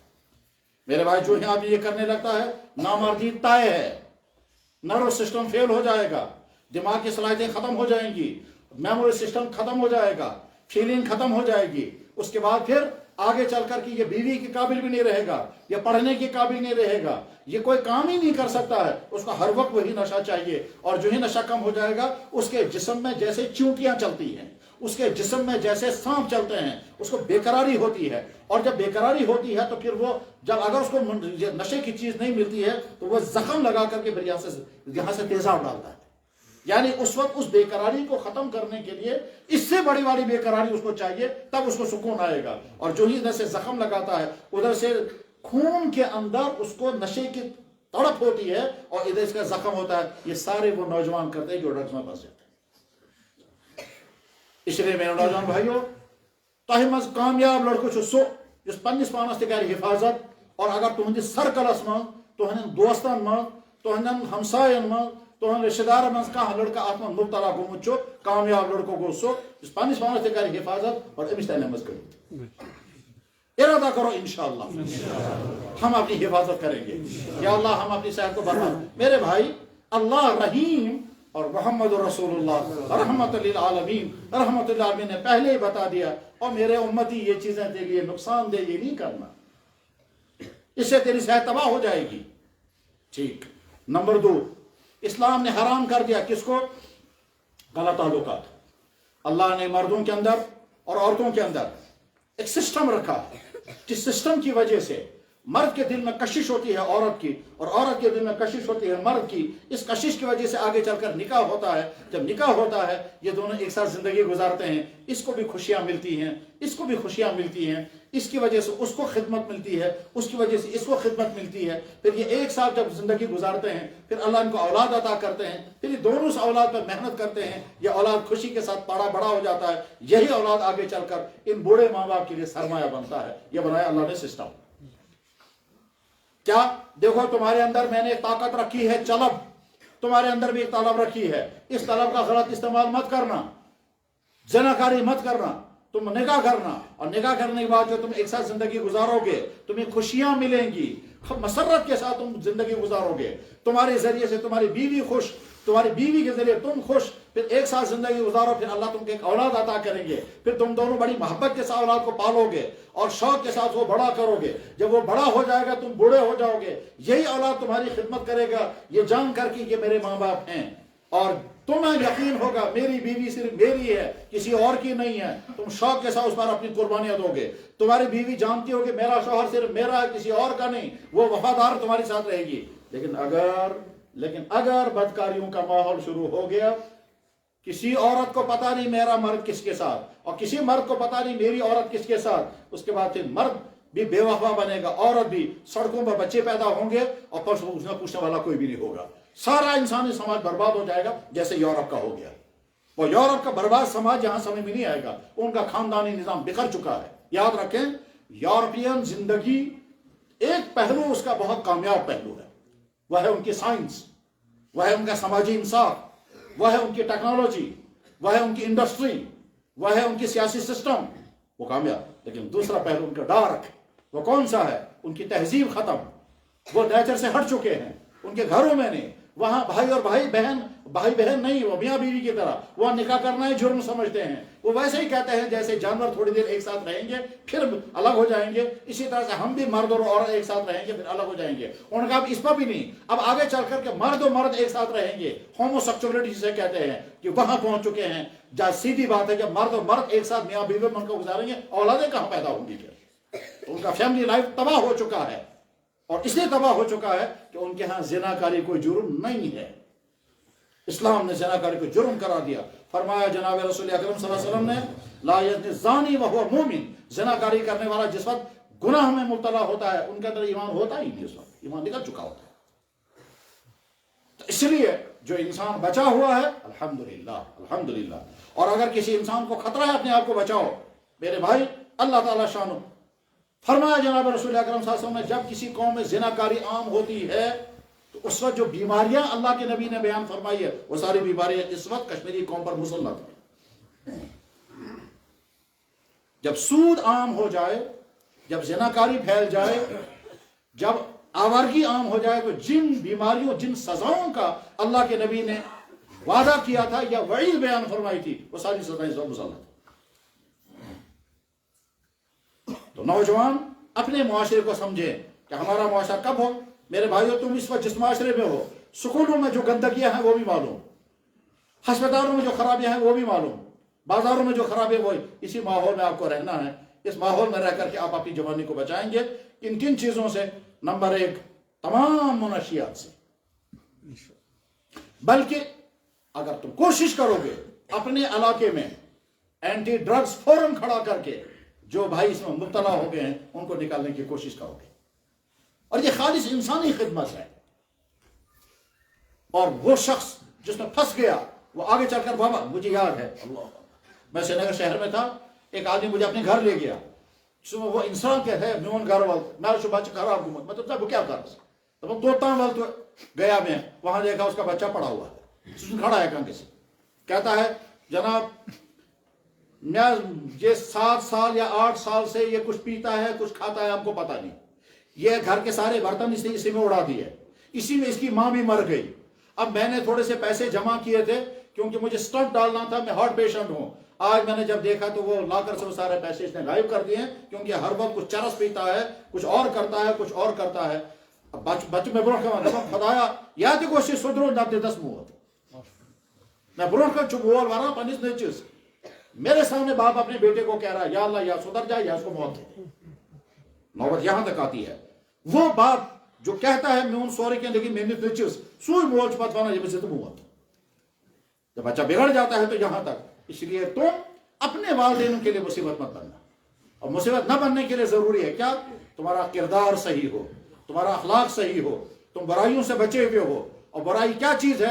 وہ اللہ رحیم جس نے ہمارا یہ قیمتی جسم بنایا اس اللہ نے بتایا زناکاری تمہاری صحت کے لیے بھی تباہی ہے, تمہارے اخلاق کے لیے بھی تباہی ہے, تمہارے گھر کے لیے بھی تباہی ہے. جب تم غلط تعلقات جوڑو گے حلال تعلقات سے اللہ تعالیٰ محروم کر دے گا. حرام ذریعے سے جس نے مزہ اٹھایا حلال ذریعے کا مزہ اللہ تعالیٰ نہیں دیتے. جس نے کسی اور عورت کی عصمت وہ جب اپنی بیوی کے ساتھ زندگی گزارے گا خوشی نہیں ملے گی. اسی لیے آج کے زمانے میں گھروں میں بہت زیادہ جھگڑے ہیں. پہلے زمانے میں اتنے جھگڑے نہیں تھے, پہلے زمانے میں اتنی طلاقیں نہیں تھی جتنی آج ہیں. آج اتنے کورٹوں میں مردوں اور عورتوں کے کیس ہیں, آج اتنے وومن کے شمل ہے. آج مفتیوں کے بعد سب سے زیادہ مسئلے کن کے آتے ہیں؟ مردوں اور عورتوں کے جھگڑے. جناب شوہروں کے ذریعے بیویاں ستائی جا رہی ہیں, بیویوں کے ذریعے شوہر ستائے جاتے ہیں. اس کی وجہ یہ بھی ہے کیونکہ دماغ کے خیالات صحیح نہیں, آنکھیں پاک نہیں, رویے صحیح نہیں ہیں. نتیجہ یہ ہے اللہ نے گھروں کے اندر جہاں سکون رکھا, حلال جہاں ہے وہاں لڑائی اور حرام جو ہے وہاں قربان. بولا گئے بارائی وہ قربانیاں دے رہے ہیں حرام جگہوں پر, اور جہاں حلال ہے وہاں لڑ رہے ہیں. تو چوکا دماغ سمجھ جہاں تک نوبت آ گئی. میں ہمارے پاس وہ عورتیں آ کر کہتے ہیں جناب میں خاندار خوش حاضر ہمیں سے کیا کرا بچہ حرام گژھان فون سے کسان سے کت کران کت کن کران تم کت یہ میں سے کت کران زن چسان جیسے چنگیز خان. عورت مجھ سے کہتی ہے میرا شوہر کسی اور سے بات کرتا ہے ایسے اخلاق کے ساتھ بات کرتا ہے, اور جب میرے ساتھ بات کرتا ہے زنجت میں خبر کہ چنگیز خان. اس کے ساتھ غلط تعلقات ہیں, اس پر قربانیاں ہیں. جو حلال ہے اس کے ساتھ لڑائی. بہرحال نوجوانوں بھائیوں اپنی جوانی کی حفاظت کرنا کن کن چیزوں سے؟ ڈرگ سے, غلط تعلقات سے, فضول خرچی سے, ڈانس دیکھنے سے, میوزک سننے سے. یہ چیزیں تمہاری تمہارے اخلاق کو بھی تباہ کریں گی, تمہارے مزاج کو بھی بگاڑیں گے, تم کو دین سے دور. فرمایا جناب رسول اکرم صلی اللہ علیہ وسلم الغنا یمبت النفاق فی القلب کما یمبت الماء الزرع. گانا دل کے اندر نفاق ایسے پیدا کر دیتا ہے جیسے پانی کھیتی کو اگا دیتا ہے. گانا سن سن کر کے سوال ہی نہیں پیدا ہوتا انسان کے دل میں عشق کے جذبات نہ ابھریں. سوال ہی نہیں پیدا ہوتا انسان کے دل میں نمازوں کی نفرت آئے گی. اس لیے ان چیزوں اپنے معاشرے کو بچانا ہے. میرے بھائی ہمارا یہ جسم یہ اللہ کا دیا ہوا ہے. اس اللہ کے دیے ہوئے جسم میں ایک ایک چیز استعمال ہو رہی ہے. کیا استعمال ہو رہی ہے؟ آنکھ کا کام دیکھنا, کان کا کام سننا, زبان کا کام بولنا, دماغ کا کام سوچنا, پاؤں کا کام چلنا, اور ہاتھوں کا کام کرنا. ٹھیک ہے, یہ باڈی ساری کی ساری کام کر رہی ہے, مگر سے ساتھ ساتھ یہ بھی ہے یہ باڈی تمام چیزوں کو ریکارڈ کر رہی ہے. اگر ہم اپنی آنکھ کا غلط استعمال کر رہے ہیں, چاہے رات کو موبائل پر غلط استعمال کر رہے ہو تم, چاہے فیس بک کی گندی چیزیں دیکھتے ہو, چاہے غلط ویب سائٹیں دیکھتے ہو, چاہے ڈانس اور دوسری گندی چیزیں ناپاک چیزیں دیکھ رہے ہو, آنکھ استعمال ہوتی رہے گی رات بھر, مگر یہ آنکھ سارا ریکارڈ کر لیتی ہے. اگر ہم نے اپنے کانوں کا استعمال کیا غلط چیزوں میں, اور کان رات بھر ڈانس گانے سنتے رہے اور سر ناچتے رہے, تو کان تو استعمال ہوتا رہے گا مگر کان سارا ریکارڈ کر لے گا. اور اسی طرح سے یہ ہاتھ جس کو تم استعمال کرتے ہو یہ کرنے کے لیے اور یہ کرنے کے لیے, اپنے موبائلوں پر یہ اور یہ جو شیئرنگ اور لائکنگ ہو رہی ہے, اس شیئرنگ اور لائکنگ میں یہی انگلیاں ریکارڈ کر رہی ہیں. قیامت کے دن یہ آنکھ, یہ کان, یہ زبان، یہ جسم گواہی دے گا یا اللہ اس نے مجھے کہاں کہاں استعمال کیا تھا۔ قرآن میں 3 جگہ اللہ تعالیٰ شان بیان فرمایا، 3 جائیں جو موجود ہے، بلکہ ایک جگہ پر اللہ تعالیٰ فرماتے ہیں یہ کھال گواہی دے گی، کھال گواہی دے گی کہ اس کھال کو تم نے کس کے ساتھ ٹچ کیا تھا۔ اگر اس کو مثال سے سمجھنا چاہیں تو یوں کہیں گے، مان لیجئے ہم گاڑی میں بیٹھے، دائیں یا بائیں کوئی خاتون تھی، کندھے سے کندھا مل گیا اور دل میں لذت محسوس ہوئی، یہی کندھا قیامت کے دن گواہی دے گا۔ کوئی آدمی ڈاکٹر تھا، ڈاکٹر ہے، اس کے پاس پیشنٹ آ گیا فیمیل، اس نے ڈاکٹر نے کہا میں آج سے تکلیف، ڈاکٹر نے کہا نبض دیکھوں گا، جو ہی اس نے نبض دیکھا، نبض پکڑتے پکڑتے ڈاکٹر صاحب کے دل میں برا خیال آ گیا، پیشنٹ کو نہیں معلوم ہے کہ اس کے دل میں کیا برا خیال آ رہا ہے۔ میرے بھائی اور ڈاکٹر صاحب تیری یہی انگلیاں گواہی دیں گی، تو کیا دیکھ رہا تھا؟ یہی انگلیاں گواہی دیں گی۔ قرآن میں اللہ تعالیٰ فرماتے ہیں، کیا فرماتے ہیں؟ وَيَوْمَ يُحْشَرُ أَعْدَاءُ اللَّهِ إِلَى النَّارِ فَهُمْ يُوزَعُونَ حَتَّى إِذَا مَا جَاءُوهَا شَهِدَ عَلَيْهِمْ سَمْعُهُمْ، تمہارے کان گواہی دیں گے۔ تو لڑکیوں کی باتیں سن کر مزے اٹھاتا تھا، تو میوزک سن کر مزے یہی کان گواہی دیں گے۔ وَأَبْصَارُهُمْ، تمہاری آنکھیں گواہی دیں گی، کیا کیا دیکھتے تھے تم۔ وَجُلُودُهُمْ، تمہاری یہ کھال گواہی دے گی، کھال، تم کس کس سے۔ وَقَالُوا لِجُلُودِهِمْ، اللہ اکبر، اللہ تعالیٰ فرماتے ہیں اس وقت جب یہ بولنا شروع کرے گا اپنی کھال سے کہے گا، اے بے اعتراض سکف کتاب سے گواہی، اپنے جسم سے کہے گا تو نے میرے خلاف گواہی کیسے دے دی، اور پھر اپنی کھال سے کہے گا دنیا میں تو نے کبھی بات نہیں کی، یہاں کیسے بات کی، اپنے جسم سے کہے گا۔ پنج سمی والی انسان دنیا سے زمین کا چھتنا کر جت کبر کر سکا۔ وقالوا لجلودہم، اور کہیں گے اپنی کھالوں سے، لما شہدتم علینا، تم نے میرے خلاف گواہی کیوں دے دی، اور کیسے تم نے بولا؟ تو جواب میں کہے گا انطقنا اللہ الذی انطق کل شیء، جو اللہ تعالیٰ ہر چیز کو بلوا سکتا ہے، اس اللہ نے مجھے بھی کہا تو بھی بول دے آج، تو میں نے سارا ریکارڈ کر کے بول دیا۔ میرے بھائی یہ آنکھیں گواہی دیں گی، یہ کان گواہی دیں گے، یہ کھال گواہی دے گی، تو نے کس کے ساتھ کس کو کہاں ٹچ کیا، کس نیت سے ٹچ کیا۔ جس ہاتھ سے تو نے رشوت پکڑی ہے یہی ہاتھ گواہی دے گا، جس ہاتھ سے تو نے نامحرم سے ہینڈ شیک کیا یہی ہاتھ گواہی دے گا، جس ہاتھ سے تو نے کسی پر ظلم کیا یہی ہاتھ گواہی دے گا، جس ہاتھ پر تم نے کسی کی مار پیٹ کیا یہی ہاتھ گواہی دے گا، جس ہاتھ سے تم نے کوئی ناحق قتل کیا یہی ہاتھ گواہی دے گا۔ ترن جائیں انشاء اللہ تعالیٰ کلیا کٹ صاف بیان کرو، اچھی طرح سے ہر انسان سمجھے، اے انسان تو آزاد نہیں ہے، تو اس بنانے والے اللہ کی نظروں میں ہے، اور ہر جگہ تیری طرف چاروں طرف سے قانون لگا ہوا ہے۔ تجھے آنکھ دیکھنے کے لیے دی، اس کے لیے لمٹ طے کر دیا، تجھے دماغ سوچنے کے لیے دیا، اس کے لیے لمٹ طے کر دیا، تجھے جوانی دی ہے اور تیرے اندر سیکس کی طاقت ہارمون رکھے ہیں، اس کے لیے لمٹ کر دیا، فرمایا نکاح کرو تم 1 کرو یا 2 کرو یا 3 کرو یا 4، مگر غلط تعلقات مت کرنا، زنا کاری مت کرنا، غلط رشتے مت جوڑنا۔ کوئی اللہ تعالیٰ فرما میرے تیرے اندر طاقت پیدا کی ہے، اس کو پورا کرنے کے لیے میں نے تجھے سورس رکھے ہیں، اگر تو نے نکاح کر کے بیوی کے ساتھ وقت گزارا تو ثواب، اور اگر تو نے بغیر نکاح کے کسی عورت کے ساتھ رات گزاری تو جرم۔ تو جرم مت کرنا، ثواب کے ذریعے سے اپنی ضرورت پوری کرنا۔ لیکن جب انسان یہ نہیں کرتے ہیں تو سمجھو معاشرہ بگڑتا ہے۔ تو میں عرض کر رہا تھا نوجوان دیکھیں آپ کے معاشرے میں کیا کیا خرابی ہے۔ میرے نوجوان بھائیوں، خود تم کو اللہ نے دماغ دیا ہے، لسٹ بنا کر کے رکھو اپنے سامنے، آج کے نوجوان کن کن خرابیوں میں برباد ہوتے ہیں، وہ میں اپنے سامنے لسٹ رکھوں گا اور اپنے آپ کو بچا کر کے رکھوں گا۔ جس گھومنے کی وجہ سے تمہاری جوانی برباد ہوگی، وہ گھومنا نہیں ہے، وہ اپنے آپ کو برباد کرنا ہے۔ تم جا رہے ہو شوق سے پہلگام، تم جا رہے ہو شوق سے گلمرگ، گروپ بنا کر کے پھر وہاں جا کر ڈانس کرنا ہے، پھر لڑکیوں میں ملنا ہے، واپس آ کر کے گویا تم نے اپنی جوانی کو آگ لگا دی۔ اور یہ جو وقت یہ وقت تمہارا گزرا، یہ آنکھیں تمہاری استعمال ہوئی، یہ پیسہ تمہارا خرچ ہوا، یہ سب کا سب تمہارے وبال ہے۔ اگلی زندگی کو اس سے صرف نقصان ہی نقصانوں کا فائدہ کچھ نہیں۔ بہرحال نوجوان بھائیوں کو مجھے جو عرض کرنا تھا وہ عرض کر دیا، اور یہ سارا وہ ہے جو جناب رسول اللہ صلی اللہ علیہ وسلم کو فکر تھا، کیا میری امت کے جوان بگڑنے نہیں چاہیے۔ میرے بھائیوں، تہندس مالس ماج آسہ تیز فکر تہذ، یہ فکر اس میں جناب رسول اکرم صلی اللہ علیہ وسلم، میری امت کے نوجوان بگڑنے نہیں چاہیے۔ حدیث میں موجود ہے، کیا فرمایا اللہ کے نبی نے؟ فرمایا یا معشر الشباب، اے جوانوں، जल्दी निकाह कर लेना ताकि तुम गुनाह से बच जाओ। इसीलिए अल्लाह ने कुरान करीम में इब्राहिम अलैहिस्सलाम का वाकया, मूसा अलैहिस्सलाम का वाकया, यूसुफ अलैहिस्सलाम का वाकया बयान किया ताकि जवानों के सामने रोल मॉडल रहे। तुम अपना रोल मॉडल बनाते हो उन क्रिकेटरों को, तुम अपना रोल मॉडल बनाते हो फिल्म स्टारों को, जिनका काम सिर्फ ज़नाकारियां, शराबखोरियां, आवारगियां हैं, जिनका काम है लोगों को बुराइयों की तरफ एक्शन करके दिखाना। तुम्हारे रोल मॉडल मोहम्मद रसूलुल्लाह, जिसकी पाकीज़ा जवानी इस कायनात में मुमताज जवानी थी। मोहम्मद सल्लल्लाहु अलैहि वसल्लम की जवानी कैसी थी? वो मोहम्मद जिसका न बाप है, न माँ है, न भाई है, न बहन है, न मुआशरा पाक है, उस मुआशरे में उस मोहम्मद रसूलुल्लाह ने अपनी जवानी को कोई दाग लगने नहीं दिया।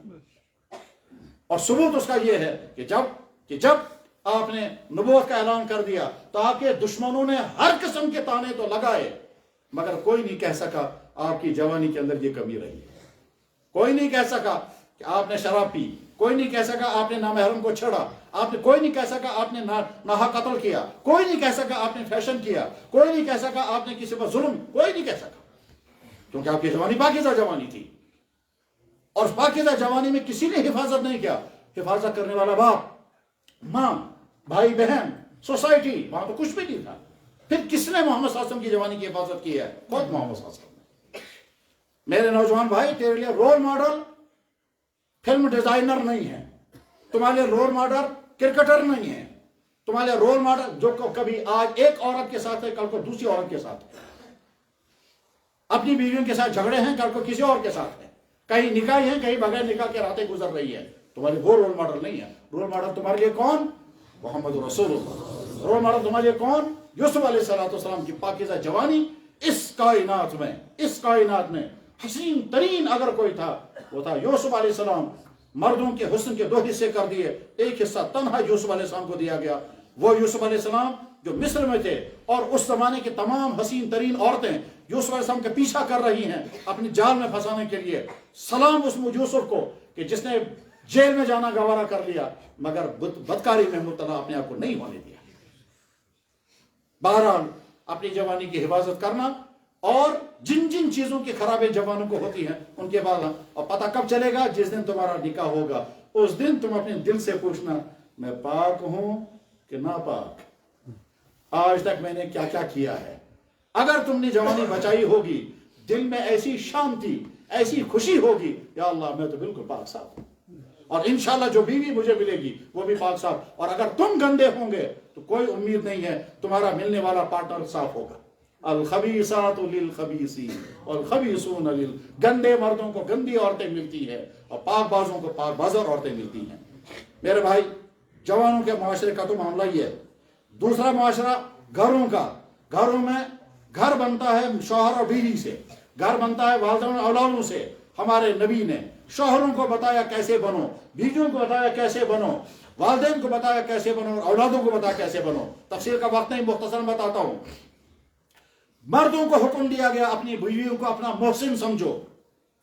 मर्दन आ वन अन्य जनानन समझो, जमा छोटो एहसान कोरमत, इनका तुम पर एहसान है। हलाल औलाद इसी बीवी के जरिए से मिली, गुनाह से बचे हुए इसी बीवी की वजह से, घर तुम्हारा खड़ा इसी बीवी की वजह से, तुमको तमाम खुशियां सहूलतें इसी बीवी की वजह से। और ये तब पता चलेगा जब ये बीवी मर जाएगी, पति से समझ सुकूत हो दो। अगर सवाल किया जाए शौहरों के ज्यादा एहसान है बीवियों पर या बीवियों के ज्यादा एहसान है, जवाब आएगा बीवियों के ज्यादा एहसान है बमुकाबले शौहरों के। शौहर कमा करके लाके देता है, बस बाकी सोरी शासन हमसी करो। जनाब सो गैर यह शासन दुकान पे, शासन ड्यूटियन पे, शासन मुजोरी, घर शासन सोरी फिट, ये कम शासन फिट करो उन्हीं बीवियों ने। और समय में तब है, वो था ना एक आदमी, वो आया बुजुर्ग के पास, कहने लगा हजरत मुझे बीवी को तलाक देनी है। फरमाया अच्छा तलाक देनी है? कहने लगा जी। उन्होंने फरमाया कपड़े कौन धोता है? कहने लगा जी वही बीवी धोती है। उन्होंने कहा खाना कौन पकाता है? कहने लगा जी वही पकाती है। कहा घर में सफाई कौन करता है? कहने लगा जी वही करती है। फरमाया पहले कुक का इंतजाम भी करना, लॉन्ड्री का इंतजाम भी करना, बच्चों को केयर करने वाली एक सर्वेंट, फीमेल सर्वेंट का इंतजाम भी करना, और घर में निगरानी करने वाले के 4 आदमियों के फिर बीवी को तलाक देना। क्या तुम सारे काम से सोए करा? میرے بھائی شوہروں کو حکم اپنی بیویوں کے ساتھ سلوک کرو. فرمایا جناب رسول اکرم صلی اللہ علیہ وسلم نے خیارکم خیارکم لنسائکم، تمہیں سب سے بہتر انسان ہے جو اپنی بیویوں کے ساتھ اچھا سلوک کرے. اور عورتوں کو کیا فرمایا گیا؟ فرمایا عورتوں کو اگر اجازت ہوتی انسان کو سجدہ کرے، میں عورتوں کو حکم دیتا وہ اپنے شوہروں کو سجدہ کرے. جو ہی نکاح ہو گیا یہ عورت اپنے شوہر کے ماتحت، یہ زنان ونیو یہ مول خاندار، یہ مول زنان آئے خاندارہ سمجھنے مل سمجھنے. عورت اپنے باپ کے پاس پہنچی، خبریں مولس بیمار، خبر ووت، شوہر سے پوچھا بہ گژھا ملس خبریں. شوہر نے کہا کینٛہہ پرواے چھُنہٕ کانٛہہ، دِ نظر. شوہر نے کہا کینٛہہ پرواے چھُنہٕ، دِ نظر. بیوی شوہر باپ کے پاس پہنچی، باپ کہتے ہیں راتس بیہتھ ییٚتہِ واریاہ کٲلۍ چھکھ آمٕژ. یہ عورت اب شوہر اسلام سے پوچھتی ہے میرے شوہر نے مجھے کہا دِ نظر، مول چھُم ونان راتس بے ییٚتہِ واریاہ کٲلۍ چھکھ آمٕژ. اسلام کیا ونان میں؟ اسلام اس عورت کو حکم دے گا شوہر کے پاس واپس جاؤ کیونکہ اس نے رات گزارنے تم کو یہاں اجازت نہیں دی ہے.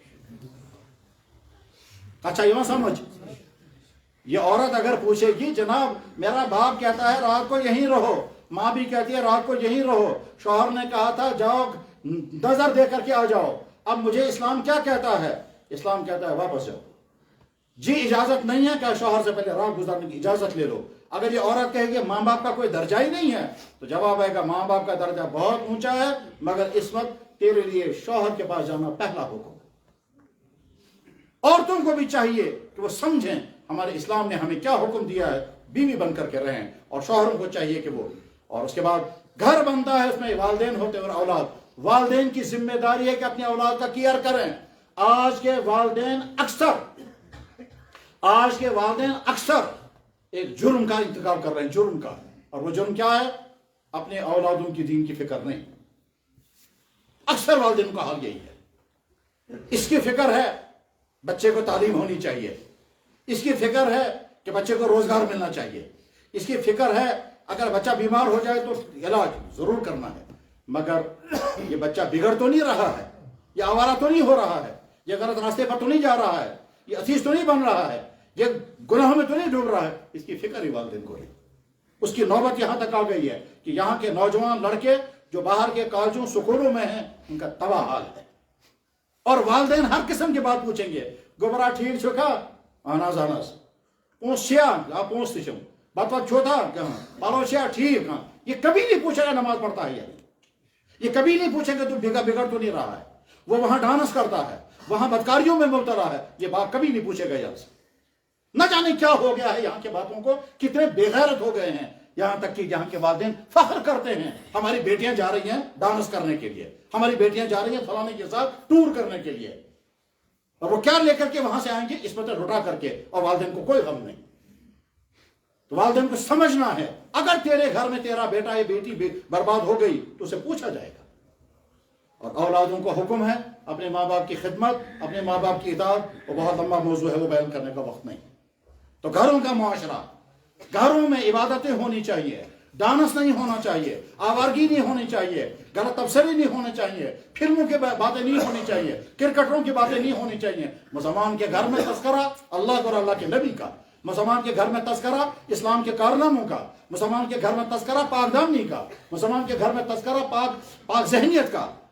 جب مسلمان کے گھر میں ڈانس ہوگا، جب مسلمان کے گھر میں میوزک چلے گا، جب مسلمان کے گھر میں ٹی وی چلیں گے، جب چینلیں چلیں گی، اس کے بعد پھر نوستیں ابھرے گی. یہی وجہ ہے کہ آج عالی شان مکانات ہیں مگر ٹینشنوں میں، کینسروں میں، بیماریوں میں. اور اچھی طرح سے سنیے، دنیا کے لوگ کووڈ سے نکل رہے تھے، اس سے بڑا کووڈ آئے گا اور لازماً آئے گا کیونکہ دنیا کے انسان میں سدھار نہیں.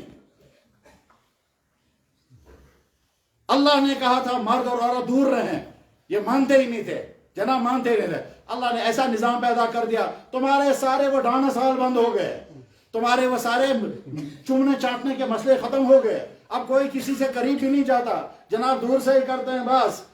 اس سے پہلے تو تم گلے میں لگا کر کے پھر ناشا کرتے تھے. اب کیا ہو گیا؟ اللہ نے ایک وائرس بھیج دیا جو نظر بھی نہیں آتا ہے، تمہاری ساری ٹیکنالوجی فیل ہو گئی. اور اس کے بعد اللہ ایک اور بھیجے گا، اور اس کے بعد دنیا کے تمام انسان کے سارے فیل ہو جائیں گے. پھر سارے جناب کوئی کسی سے اب ملے گا نہیں. گھروں میں بھی بیویوں سے دور رہو، दफ्तरों में भी फासले रखो। कहते हैं पर्दा वर्दा सारी थोड़ी चूड़ बांध के, ऐसा गुदोम लगाया अल्लाह ने मर्दों को और औरतों को भी। अब पहले तो औरतों को पर्दा क्या, मर्दों का मुंह मर्दों के भी बंद कर दिए। और जनाब उसके बाद फिर नहीं करोगे तो अल्लाह अल्लाह की ताकत, अल्लाह की ताकत। अल्लाह जब करने पर आता है तो कैसे दिखाता है। अरे दुनिया की तमाम लोगों का नजर ही नहीं आता ये है क्या वायरस। अब वो कोरोना तो छुट्टी हो गया, अब एक और आ रहा है, अब वो आएगा तो इससे भी खतरनाक होगा। अल्लाह ताला कुरान में कहता है मुझे जब ताकत है किसी अपनी मखलूक के जरिए से तुमको तबाह कर दूंगा। बाजारों का मुआशरा, अल्लाह ने और अल्लाह के नबी ने दुकानदारों को, बिजनेस करने वालों को जो कानून बताया है उस कानून की पाबंदी अगर करेंगे तो समझो बाजारों का मुआशरा पाक साफ। मुसलमानों का मुआशरा कैसा होता था, कोई दुकानदार मिलावट नहीं करेगा, कोई दुकानदार रद्दी माल नहीं बेचेगा, कोई दुकानदार खराब शुदा माल नहीं बेचेगा। मुसलमानों का मुआशरा ये था। क्या, खरीदार दुकान पर आया, सेल्समैन से माल पूछा, उसने कहा जनाब हो किस, उसने बनियान उठा करके उसको दे दी, वो चला गया। दुकान का मालिक नमाज पढ़कर वापस आया, ये उससे पूछता है हो जाओ पी सुकुत गो। तब जनाब खरीदार आया था, मैंने उसको दे दिया। उन्होंने कहा वो पीस खराब था, मैंने अलग निकाल करके रखा था, तूने क्यों बेचा वो? कह लगा जनाब मुझे नहीं मालूम था, वो तो खराब पीस अलग क्यों रखा था आपने? कह लगा खराब पीस था, तुमने कस्टमर को धोखा दिया। ये कुछ कस्टमर हो? सेल्समैन कहता जनाब मुझे पता नहीं। दुकानदार निकला उसको ढूंढने के लिए, चलता रहा। एक 1.5 किलोमीटर के फासले पर जाकर देखा थैला है, उस थैले में इसकी दुकान का एड्रेस है। उसे जाकर था तो है भाया वो है, ये कहाँ से खरीदा तूने? कह लगा फलाने दुकान से। अब मेहरबानी अंदर वापस क्या है तब म्यून दुकान जिसे पीस उनमुच पीस खराब। सेल्समैन को पता नहीं था, धोखे से उसने दे दिया, वापस आ जाओ। और उनसे वापस खोली थोड़ी खराब पीस सुन नो फ्रेश पीस। मेरे भाई एक दुकानदार ये है, आप दुकानदार को ये दो दुकानदार मेरे पास दुकानदार एक आया, कह लगा जनाब अस माल गुदामस में वारिया। मैं दोपस क्या माल? तुमुल। मैं दोपस पता तुमुल वारिया खराब गोमुत, अत चेम वत। मैं दोपस अच्छा वन तमन खुदायन कर बड़ यारी, खरीदार बनो। मैं दोपस अच्छा वन तमन सोरे गुदाम कुन। मैं दोपस अच्छा कोता? 1 ट्रक 2 ट्रक उस गोया इसने केमदार चावल बेचा है और अच्छो बना ये खुदायन कर में ये। मैं दोपस जनाब मैं क्या हुक्म छो आज क्या? तब बस खोला खेचो तेजी से। बस यो है बदकिस्मत क्यों चाहिए। मेरे भाई कस्टमर को धोखा देकर के इंसान कहता है खुदा कर में ये येरी है। अल्लाह हिफाजत फरमाए। मुझे दिल्ली से फोन किया एक आदमी ने, कह लगा जनाब मैं हज अकई बची बड़ शौक सान पढ़ना PhD करा, मगर अचानक क्या गो तकलीफ और ब्लड कैंसर निकला और वह दिल्ली में है। मैंने कहा अल्लाह ताला के शफा में क्या हुक्म? तो दुआ करो अल्लाह ताला को शिफा दे। मैंने कहा करो दुआ से चुना है आप क्या बहन में कि बन आपके मतलब साहब मायूस होगा। क्या मायूस? पर क्या कहता है? तब जनाब बहुत मैं मुर्गों का कारोबार करता था, पोल्ट्री का। जम्मू से मुर्गे आते थे, रास्ते में हड़ताल की वजह से, रास्ता खराब होने की वजह से मुर्गे मर जाते थे। हम सोचते थे मरे हुए मुर्गे जाया क्यों करेंगे, हम मरे मुर्गियों की गर्दन काटते थे, तीर निकालते थे, उसके बाद फिर बोनलेस करते थे और बोनलेस करने के बाद फिर रिश्ते बना करके आगे भेजते। तो तब कुछ सजा तुझको खुदा, ये सही है मेरे भाई। मुसलमान बिजनेसमैन कस्टमर को धोखा नहीं देगा, मुसलमान बिजनेसमैन मिलावट का माल नहीं बेचेगा, मुसलमान बिजनेसमैन वो चीज नहीं बेचेगा जो चीज अल्लाह और अल्लाह के, बल्कि दवाई बेचने वाला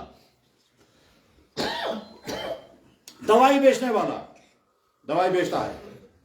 उसके पास एक आदमी आ गया, उसने नुस्खा दिखाया जिसकी आंख को देखकर समझ जाता है दवाई ले रहा है दवाई के लिए। और यही दवाई लेने वाला दूसरा आ गया, इसकी आंख देखकर यह समझ जाता है ये दवाई नहीं ले रहा है, ये नशा के लिए दवाई मांग रहा है। ठीक, दुकानदार कहता है भाई सह कहने को ये चीज क्या आओ समझ सची जो चीज नुन ये बतौर दवा, ये बतौर ड्रग्स बेचने को तैयार नहीं। हम मन से क्या फर्क है? तब मैं पेतन के फर्क वो सोच, मैं डरता हूं कहीं मैंने बचन ग्रस्त सुन दी, यही असल वजह। बह कर बेक्सुन बच्चे बर्बाद आनो सोड़ो खतर मेरे बच्चे से समझिए। मेरे भाई बाजारों का मुआशरा ऐसा होना चाहिए कोई किसी का पैसा न खाए, दुकानदार, कितने कश्मीरी दुकानदारों ने बाहर के लोगों का पैसा खाया। क्या साहब यहाँ हालात खराब है, पोस्ट बोझो तो चिंदी बात। जहां कश्मीर के लोग क्या साहब मिलावट का माल बाहर बेचेंगे। मैं उसको करूँ बोनगो सी क्लास, डी क्लास, बे क्या था क्लास, बैठ गो ए क्लास, ऊपर से ए क्लास है, नंबर लगा हुआ ए क्लास कश्मीरी सेब, नीचे खोल के देखते हैं वहां कुछ और।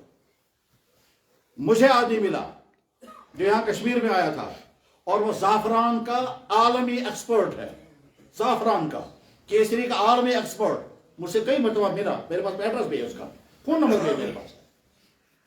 केरला का था वो और पक्का दीनदार साइंटिस्ट।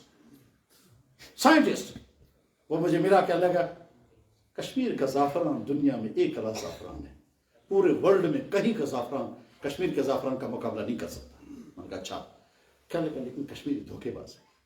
मैंने कहा क्या, क्या ये पता नहीं क्या मिलाते हैं उसमें, और हम जब आर्मी मार्केट में उसको ले जाते हैं तो वहां से आता है नहीं नहीं कश्मीरियों पर भरोसा मत करो, ये मिलावट करके बेचते हैं। कहता है प्लीज इन कश्मीरियों को कहो अपनी इंडस्ट्री को खराब मत करें। ठीक, आसिफ मजमन एक शख्स तब आपको पता है क्या करते हैं, मैं तो बस बेशीर पता, तब कश्मीरी लोग करते ये हैं, मकई है ना सर, मक्की जानते हो ना, तो मक्की का इलाका ये है।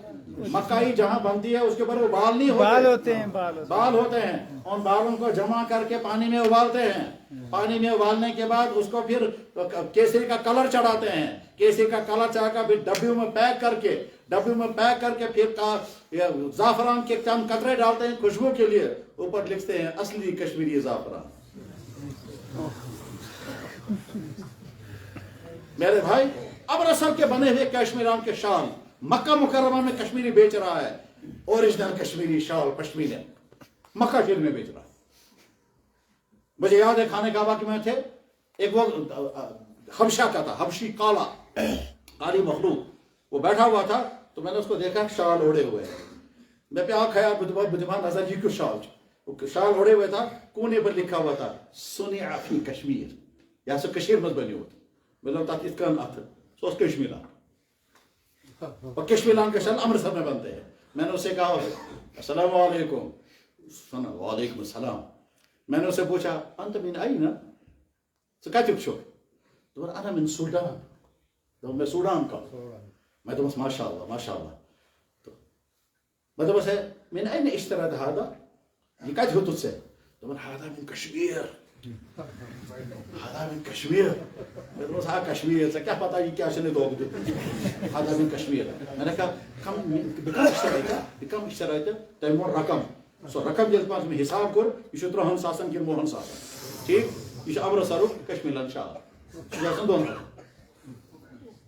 किनारे पर लिखा हुआ है सुनिया फी कश्मीर। मुझे नहीं मालूम है वो अमृतसर वालों ने लिखा है या यहाँ वालों ने लिखा है, लेकिन धोखा जब ये होगा मेरे भाई, मुस्लिम मुआशरे के मुस्लिम बिजनेस में ये सब नहीं होता है। मुस्लिम बिजनेस में क्या होता है, जनाब रसूलुल्लाह सल्लल्लाहु अलैहि वसल्लम ने बताया मन गश्शना फलैसा मिन्ना, जो सैनिक कस्टमर्स धोखा दे वो हम में से नहीं है।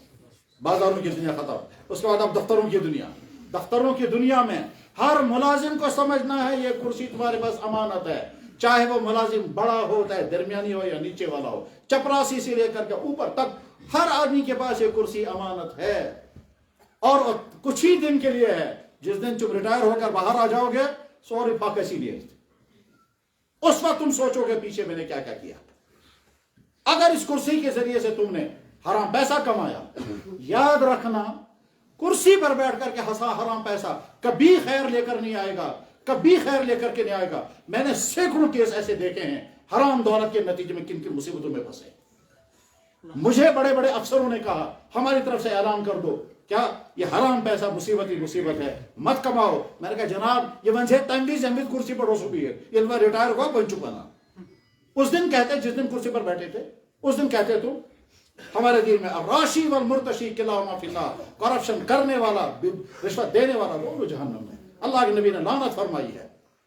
हमारे दफ्तरों का मिजाज क्या होना चाहिए, अल्लाह अकबर। माज इब्न जबल रज़ी अल्लाह ताला अन्हु गवर्नर हैं मुल्क यमन के, पूरे दिन ज़कात जमा करते थे, एक खजूर भी उसमें से नहीं खाते थे। शाम को आकर के जौ की 3-4 दिन पुरानी बनी हुई खुश्क रोटियां चबाते थे और ऊपर से पानी पीते थे, गवर्नर रहे। अगले दिन ये जमा की हुई ज़कात तमाम गरीबों में तकसीम करते थे। शाम को आकर के जौ का बचा हुआ टुकड़ा चबाते थे और उसके बाद फिर पानी पीते थे। और जब किसी ने कहा हजरत कल दिन भर आपने ज़कात जमा की, इतना नहीं खा सकते थे, आज दिन भर गरीबों में ज़कात तकसीम करते रहे, खुद नहीं खा सकते थे। फरमाया हम अमानतदार हैं, लेना है मालदारों से, देना है गरीबों में, खुद उसमें से नहीं खा सकते। यहां के दफ्तरों में देखें, ऊपर से लेकर नीचे तक दुनिया के एक कोने से दूसरे कोने तक सारी दुनिया करप्शन में डूबी हुई है। मेरे भाई मोहम्मद रसूलुल्लाह के ज़ात अक़दस वो अल्लाह के नबी दुनिया से रुखसत हुए, आपके घर में खाने पीने का इंतजाम नहीं था, आपको कर्जा लेना पड़ा अपनी अज़वाज मुतहरात के लिए। 12 लाख मुरब्बा मील पर मोहम्मद रसूलुल्लाह के हुक्म चल रही थी, मगर आपके घर में खाने का इंतजाम नहीं था। कुबिदा रसूलुल्लाह सल्लल्लाहु अलैहि वसल्लम वदिरु मानहुनतुन इंद यहूदीन बिसलातिन मिन साबिन। अल्लाह के नबी असलम दुनिया से रुखसत हो गए इस हाल में कि आपकी ज़िरा एक यहूदी के पास बंद थी। क्यों? अज़वाज मुतहरात के लिए खाने का इंतजाम नहीं था। दुनिया का कौन सा हुक्मरान है कि हुक्मरान दुनिया से जा रहा हो और घर में फाका चल रहा हो? मोहम्मद रसूल। मुस्लिम मुआशरा यही होना चाहिए कि हम गवर्नमेंट की कोई चीज अपने लिए नहीं, आवाम की कोई चीज अपने लिए नहीं, जहर समझना चाहिए। वाक़तन मुसलमानों का मिजाज ऐसा ही होना है। मैंने अर्ज किया उमर इब्न खत्ताब हमारे बुजुर्गों में से गुजरे हैं। हज़रत मौलाना खलीफा सहारनपुरी रहमतुल्लाह तआला जो हज़रत शेख मौलाना ज़करिया साहब के उस्ताद थे, वो बैठे हुए थे सबक पढ़ाने के लिए। एक आदमी आया, कहने लगा हजरत वो आपका सबक अभी शुरू नहीं हुआ, अभी तो टाइम है। कहने लगा हाँ हाँ भाई अभी टाइम है, अभी वक्त शुरू नहीं हुआ है मुझे पढ़ाने का। कहने लगा हजरत इतनी देर में तावीज़ लिख करके दे दें। फरमाया भाई जिस चटाई पर मैं बैठा हूँ इस चटाई पर बैठकर तावीज़ लिखने की इजाजत नहीं है, क्योंकि मदरसे ने पढ़ाने के लिए मुझे दी है। निकले बाहर, बाहर निकल कर हजरत अब तो बाहर आ गया, अब तो दे दो तावीज़ लिखकर। फरमाया ये जो पेन है भाई ये मदरसे दरसगाह में हाजिरी लगाने के लिए मदरसे का है, इस पेन से मैं तावीज़ नहीं लिख सकता क्योंकि मदरसे का तावीज़ वो पेन है। जब अपने घर जाऊंगा अपने कलम से तावीज़ लिख करके दूंगा। ये हमारे बुजुर्गों के एहतियात। वाक़तन यही मिजाज होना चाहिए उम्मत का। मेरे भाई दुकानदारों का मिजाज ये, दफ्तरों का मिजाज ये, हमारे कुर्सी से किसी को कोई तकलीफ न हो, हमारे ओहदे से किसी को कोई तकलीफ न हो। हम ओहदे पर बैठे हैं ताकि लोगों को राहत पहुंचे, हम ओहदे पर बैठे हैं ताकि लोगों को आराम पहुंचे। मेरे भाई यहाँ के दफ्तरों में दफ्तर वाले ऊपर से लेकर नीचे तक यहीं के लोगों पर जो जुल्म करते हैं वो जुल्म का अंजाम बहुत बुरा आने वाला है। जो भी जुल्म करेगा उसका अंजाम बहुत बुरा आने वाला है, का कोई भी हो। कुरान करीम में भी मौजूद, हदीस में मौजूद। बहरहाल मुआशरे की बात तो खत्म हो गई। कौन से? जवानों का मुआशरा, घरों का मुआशरा, बाजारों का मुआशरा, दफ्तरों का मुआशरा। उसके बाद आखिरी एक और मुआशरा हुआ है औरतों का मुआशरा। इस्लामी मिजाज में औरतें बाहया। इस्लामी मिजाज ये है कि औरत अपनी जान दे मगर अपने जिस्म को किसी के साथ टच न होने दे। मैंने देखा है एक कुआं, जिस कुएं के अंदर हजारों औरतें मरी हैं। क्यों? इसलिए कि उनके मर्द मारे गए थे और लड़कियों को लगता था कि अब हमारी इस्मत महफूज नहीं रहेगी। वो अपनी इस्मत बचाने के लिए कुएं में छलांगे मारती थी, सारा कुआं भर गया। वो कुआं मैंने देखा है पंजाब में। मुसलमान औरत वो है, मुसलमान औरत वो नहीं है जिसके गलत ताल्लुकात हों, जो यहीं से फोन करे, जिसके साथ जो बेटी होकर के फिर आवारा हो जाए। मुसलमान औरत वो नहीं है। जनाब रसूलुल्लाह सल्लल्लाहु अलैहि वसल्लम ने दोनों तरह की बातें फरमाई। आपने फरमाया या अल्लाह औरतों के फितने से मुझे बचाना, दुआ फरमाई। इसी तरह से अल्लाह के नबी ने फरमाया मैंने अपने बाद सबसे खतरनाक फितना जो मर्दों के लिए वो औरतों का फितना है। और उसके बाद साहब ने फरमाया दुनिया में हर चीज फायदा पहुंचाती है, इंसान को सबसे बेहतरीन फायदा पहुंचाने वाली चीज औरत बशर्ते की नेक हो। अब दुनिया कुल्लुहा मताउन व खैरु मताइ दुनिया अलमरअतु सालिहा। खवातीन को चाहिए कि अपने लिए रोल मॉडल बनाए आयशा और फातिमा को, अपने लिए रोल मॉडल न बनाएं उन आवारा औरतों को जो कहीं फिल्मों में है, कहीं नाचने गाने वालियों में है, कहीं सेकंड टाइटों में है और कहीं किसी में है, कहीं किसी में है। नहीं, तुम्हारे लिए हया, तुम्हारे लिए पाकदामनी, तुम्हारे लिए इस्मत सबसे बड़ा जौहर है। औरतों की दुनिया में अलग हम औरतों को समझाते हैं कि औरत सास के एतबार से कैसी होनी चाहिए, बहू बनकर उसको क्या किरदार अदा करना चाहिए, बीवी बनकर उसका क्या किरदार, तो औरतों की दुनिया में समझाने की चीज है। इसलिए उसको मैं छोड़ करके आखिरी बात अर्ज करता हूं। मेरे भाई, अल्लाह ने जितनी चीजें हम पर फर्ज की हैं वो, اور جتنی چیزیں حرام کی ہے وہ حرام سے بچنا اور فرضوں پر کھڑا ہونا آسان نہیں، بہت مشکل ہے، اور اس کے لیے مضبوط ایمان چاہیے، اور ایمان کو مضبوط کرنے کا اس وقت ایک ہی راستہ ہے، وہ ہے دعوت و تبلیغ کے ساتھ جڑنا۔ اگر آپ دعوت و تبلیغ کے ساتھ جڑو گے، ایمان کے اندر مضبوطی آئے گی، حرام کاموں سے بچنے کی ہمت پیدا ہوگی، اور فرضوں پر کھڑے ہونے کی ہمت پیدا ہو جائے گی۔ طے ہے یہ ہدایت اللہ کے ہاتھ میں ہے، باقی طریقہ اس وقت یہی ہے، اور کوئی شکل بچی ہوئی نہیں ہے۔ آپ کتابوں کے ذریعے سے اپنی ایمان کی لیول کو اوپر نہیں کر سکو گے، آپ لیکچر سن کر کے اپنی ایمان کے لیول کو اوپر نہیں کر سکو گے، آپ ویب سائٹوں پر islamic.com سن کر پڑھ کر کے اپنی ایمان کے لیول کو اوپر نہیں کر سکو گے جب تک تم ایمان کے ماحول میں نہیں آؤ گے۔ اور ثبوت اس کا یہ ہے کہ تم جماعت میں نکل کر کے دیکھو، چاہے 3 دن، اور اس کے بعد تمہیں محسوس ہو جائے گا تمہاری ایمان کی لیول اوپر آ رہی ہے یا نہیں۔ گناہوں کی نفرت، جناب جو ہی تم جماعت میں نکلو گے، ابھی 24 گھنٹے نہیں گزرے ہوں گے، تمہارا دماغ ایک دم کام کرنے لگے گا، پچھلی ساری زندگی کو نظر ڈالے گا، میں آج تام کار کا کیا کروں، ایک دم تمہاری کی زندگی سامنے آئے گی، کس وقت میں نے کب کیا کیا ہے، اور پھر تم معافی مانگ رہے خدا میں کیا کروں۔ اے بکا جو اسلام موجودہ اس زندگی میں اپنی گناہوں کی یاد ہی نہیں آتی ہے، اور جو ہی اس ماحول سے نکل کر ایمان والے ماحول میں آؤ گے ایک دم تم کو پچھلی زندگی یاد آئے گی، اور پھر چند دنوں کے بعد جذبہ ابھرے گا، آج کے بعد میں حرام کاموں سے اپنے آپ کو بچاؤں گا۔ دعوت و تبلیغ کی یہ محنت، یہ کوئی مسلک نہیں، یہ کوئی تنظیم نہیں، یہ کوئی تحریک نہیں، یہ سیدھی سادھی محنت ہے۔ بھائی صاحب آپ بیمار ہو گئے، علاج کے لیے ہسپتال جاتے ہو، بھائی صاحب آپ ایمان والے ہیں، ایمان کے مطابق زندگی گزارنا مشکل ہو گیا، حرام کاموں سے بچنا مشکل ہو گیا، ہم ہسپتال میں جائیں گے تاکہ ہمارے اندر انرجی پیدا ہو جائے، اس انرجی کے بعد پھر ایمان دین کے مطابق زندگی گزارنا ہمارے لیے آسان ہوگا۔ سیم اسی طرح سے، کس طرح سے کہ اگر امیون سسٹم مضبوط ہے تو کووڈ کے وائرس سے آپ بچ سکو گے، سیم اسی طرح سے اگر ایمان کا امیون سسٹم مضبوط ہے تو سوسائٹی کے گندے کاموں کے وائرس سے آپ بچ سکو گے۔ اپنے ایمان سسٹم کو مضبوط بناؤ، اس کے بعد پھر باہر کے چنانچہ جو لوگ نوجوان لڑکے جب جماعت میں جاتے ہیں واپس آ کر اپنی کہانیاں سناتے ہیں، جناب میں نے آج تک کیا کیا کیا، دفتروں میں کیا کیا، بازار میں کیا کیا، سکول میں نے کیا کیا، سب کہانیاں سناتے ہیں، اور کہتے ہیں اب بتائیے حل کیا ہے۔ ہماری کہانیاں تب سناتے ہیں جب وہ جماعت سے واپس آتے ہیں، پہلے تو جماعت میں نکلنے کو تیار نہیں، اور جب نکلتے ہیں پھر یاد آتا ہے میں نے کب کیا کیا۔ میرے بھائی اچھی طرح سے سنو، اگر تم ہم سے ہمدردی کا مشورہ پوچھو گے ہم صاف صاف بتائیں گے، علماء کے ساتھ جڑے رہو، مدرسوں کے ساتھ تعلق قائم کرو، جماعت کے ساتھ نکلو، اور جنہوں نے ابھی قرآن اور نہیں پڑھا ہے مکتب میں جا کر قرآن پڑھو، انشاءاللہ اس کے بعد پھر آپ کا ایمان بچ جائے گا، آپ کا دین محفوظ ہو جائے گا۔ مدارس کے ساتھ مربوط، علماء کے ساتھ رابطہ، مکاتب کا قیام، دعوت و تبلیغ کے ساتھ جڑنا، یہ چند چیزیں اگر نہیں تو اس کے بعد پھر نہیں معلوم ہے آگے چل کر کیا حالات آنے والے ہیں۔ وہ کیا، یہاں کے نوجوان ڈرگز میں ہوں گے، یہاں کی عورتیں بدکار ہو چکی ہوں گی، حرام بچے پیدا ہو رہے ہوں گے، والدین کے فرمانداریاں نہیں ہوں گی، والدین بچوں کو بوجھ سمجھنے لگیں گے، معاشرہ بگڑ چکا ہوگا، لا علاج بیماریاں مسلط ہوں گی، کینسر اتنی تیزی سے پھیل رہا ہے اور زیادہ پھیلتا رہے گا۔ وجہ بیماریوں کا پھیلاؤ اللہ کا ایک عذاب ہوتا ہے، اور اس کے علاوہ نہ جانے کون کون سی مصیبتیں اور آئیں گی انسانوں کے واسطے سے بھی اور خدائی ذریعے سے بھی، آسمانی بلاؤں کے ذریعے سے، کیونکہ جب سوسائٹی گناہوں سے بھر جاتی، اللہ کا قانون یہ ہے، جب زمین گناہوں سے بھر جاتی ہے اللہ تعالیٰ بہت دیر تک دیکھتے ہیں، باتیں فنا کر دیتے ہیں۔ آپ لوگوں کو نہیں معلوم ہے، ہم جس علاقے میں رہتے ہیں ادھر نارتھ کشمیر، وہاں بہت مشہور جھیل ہے جھیل وولر۔ جھیل وولر کہتے ہیں ایشیا کی سب سے بڑی جھیل ہے، واللہ عالم، میں نے کتاب میں پڑھا، کتاب یہاں کشمیر کی تاریخ پر لکھی گئی ہے، تاریخ حسن، لکھنے والے کا نام ہے مورخ غلام حسن، فارسی میں زبان میں کتاب لکھی، اس کا ٹرانسلیشن اردو میں ہو گیا، میں نے اس میں کتاب میں پڑھا کہ وولر جھیل اصل میں جھیل نہیں تھی، یہ ایک شہر تھا، اور ہزاروں سال پہلے اسلام کے آنے سے بھی پہلے شہر تھا۔ اس شہر کا نام تھا سندھ مت نگر، وہاں ہر قسم کے گناہ ہوتے تھے اور بہت زیادہ ہوتے تھے، حکمران ظلم کرتے تھے، عورتیں آوارہ ہوتی تھیں، گھروں میں بدکاریاں چلتی تھی، لوٹ کھسوٹ بہت زیادہ تھا، ہر قسم کے گناہ ہوتے تھے۔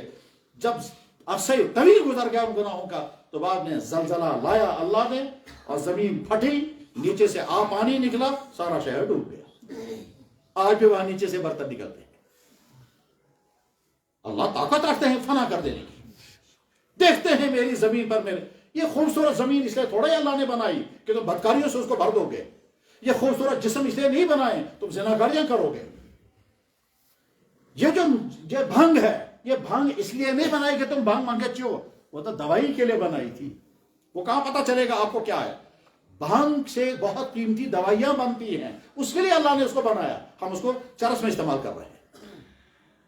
سوئی چھوا وشم سوئی زینوا سوئی چھوا وشمس ٹھیک, کیا فائدہ ہے تم کی جاری دیتی ہے, کوئی فائدہ نہیں. لیکن نہیں, کہ ہم انسان کہتے ہیں کوئی فائدہ نہیں. اللہ کی بنائی ہوئی چیز تھوڑے کوئی بے فائدہ ہوگی. اللہ کی بنائی ہوئی چیز کوئی بے فائدہ, مکھی کا کوئی فائدہ ہے کا کوئی فائدہ نہیں. لیکن نادان ہیں ہم کو نہیں معلوم ہے مکھی کے فائدے کتنے ہیں. وہ تو سائنس پڑھنی پڑے گی, پھر بیکٹیریا کا سارا سسٹم سمجھنا پڑے گا, پھر بیکٹیریا کو ختم کرنے کا خدائی نظام سمجھنا پڑے گا, تب پتا چلے گا مکھی کیا کام کرتی ہے, اور اگر مکھی نہیں ہوگی تو کیا مصیبتیں آئیں گی. خیر مجھے وہ نہیں سمجھا رہا ہے. سوئی جانتے ہو نا, سوئی بظاہر اس کا کوئی کام نہیں ہے. میں نے ڈاکٹر سے پوچھا, میں نے کہا یہ سوئی, کہنے لگے سوئی کا پہلا کام ہے کشن ختم کرو. سوئی کا پہلا کام ہے کھجلی ختم کرنا. میں تو ویسے بلا کے وین سوئی پتی سے سمجھ ہم کشن کیا وطن کے مطلب. میں نے کہا سویا لگانے سے کھجلی اٹھتی ہے یا ختم ہوتی ہے؟ کہنے لگے ختم ہوتی ہے. میں نے کہا اس سے کھجلی اٹھتی ہے؟ کہنے لگے اللہ نے اس کو بنایا ہے, 20 بیماریوں کا علاج سوئی کے اندر نکل گیا. پہلی بیماری ہے کھجلی, اس کھجلی کے لیے سوئی کی دوائی تیار ہوتی ہے اور وہ کھجلی ختم کر دیتی ہے. اللہ کی کوئی چیز بے فائدہ نہیں ہے. یہ بھنگ جو ہے ایک اہم ترین فائدے کے لیے اللہ نے بنائی, ہم نے لوگوں کا چرس پیئیں گے. میرے بھائی انسان کے اندر جو سیکس کی طرف یہ اللہ اہم ترین کام کے لیے بنا, اس کا لوگ غلط استعمال کرتے ہیں. بہرحال دعوت و تبلیغ کے ساتھ جڑو, انشاءاللہ ایمان کے اندر قوت آئے گی, زندگی میں دین آئے گا, حرام کاموں سے بچنا آسان ہوگا انشاءاللہ. انشاءاللہ. بس اب ہم میرا یا اللہ آپ ہمارے اللہ ہیں, ہم آپ کے بندے ہیں, آپ نے ساری یہ جسم عطا کیا, ساری خوبیاں ہمیں عطا فرمائی, کوئی کمی نہیں رکھی. یا اللہ ہمیں معلوم ہے آپ ہم سے بڑی محبت ہے, اور اس لیے آپ نے بہت ساری چیزیں ہمارے حرام کر دی ہیں. ہم وعدہ کرتے ہیں جو چیزیں آپ نے حرام کی ہیں ان سے اپنے آپ کو بچائیں گے. یا اللہ مگر اس بچانا بہت مشکل ہے, آپ ہمیں ہمت عطا کر دیں, اس سے اپنے آپ کو بچا سکیں گے. ارادہ کرتے ہیں نا انشاءاللہ دعوت کے ساتھ جڑیں گے انشاءاللہ, اور اپنے آپ کو تمام برائیوں سے بچائیں گے. نوجوان سارے کے سارے عہد کریں یا اللہ ہم ان تمام گندی چیزوں سے اپنے آپ کو بچائیں گے. اور آج تک اگر بچے ہوئے بہت مبارک, اور اگر کوئی بس پھنس گیا ہے میرے نوجوان بھائیوں گھبرانا مت, اللہ معاف کرنے کے لیے تیار ہیں, معاف کرنے کے لیے تیار ہے. تمہیں تھوڑی سی ہمت کرنی ہے.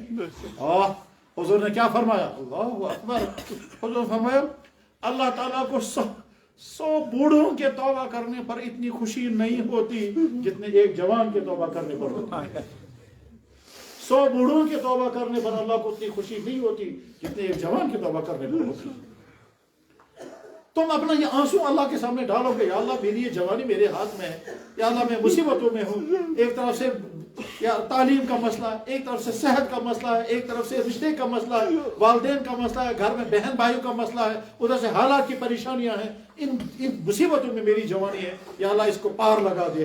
اس میں اللہ سے مانگو, اللہ کے تعلق جوڑو. انشاءاللہ عہد کرتے ہیں جن کے نکاح ہو گئے اپنی بیویوں کے ساتھ حسن سلوک کریں گے, جو دفتروں میں ملازمت کرتے ہیں لوگوں پر ظلم نہیں کریں گے اور کرپشن نہیں کریں گے, اور جو بزنس کرتے ہیں وہ کسٹمروں کو دھوکہ نہیں دیں گے, اور جو مزدوریاں کرتے ہیں وہ لوگوں کے ساتھ دھوکے کا کام نہیں کریں گے. انشاءاللہ اس طرح سے ہمارا معاشرہ اگر کھڑا ہو گیا اور ایمان کے محنت کے ساتھ جڑ گئے. اور آخری چیز یہ ہے, اپنے علاقوں میں مکتب قائم کرو, اپنی نئی نسل کو مکتبوں کے ساتھ جوڑو. مدرسہ قائم ہے, مدرسے سے فائدہ اٹھاؤ, یہاں سے مدد دو, وہاں سے مولویوں سے فائدہ اٹھاؤ. ان مولویوں کو بیٹھنے بھی مت دینا, ایک ایک کام ان سے لینا.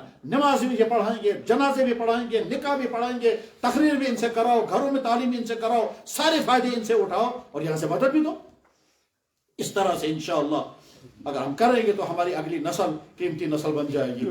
اللہ کرے یہ منتشر قسم کی باتیں اس کہنے والے کے لیے بھی اور کہنے والے کی اولادوں کے لیے بھی اور آپ کے لیے بھی فائدے کا ذریعہ بنے.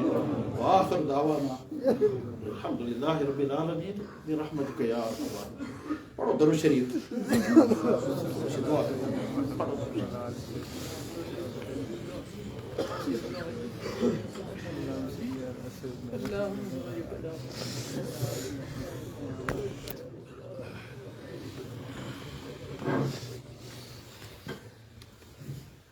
الحمدللہ الحمدللہ الحمدللہ الذی ہدانا لہذا وما كنا لنهتدی لولا ان هدانا اللہ. یا اللہ یا اللہ آپ ہمارے اللہ ہیں. کتنے رحیم اتنا خودی ہونا ہمارا جسم ہے. ہمارا شکر آپ قبول فرما لے. یا اللہ ہمارا شکر قبول فرما لے. یا اللہ ہمارا شکر قبول فرما لے.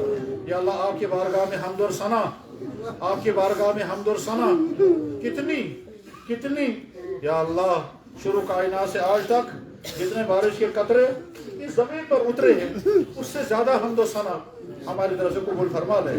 یا اللہ شروع کائنات سے آج تک درختوں پر جتنے پتے اگے اس سے زیادہ حمد و ثنا ہمارا قبول فرما لے. شروع کائنات سے آج تک جتنے جانور آئے جانوروں کے جسموں پر جتنے بال اگے یا اللہ اتنی حمد و ثنا ہمارا قبول فرما.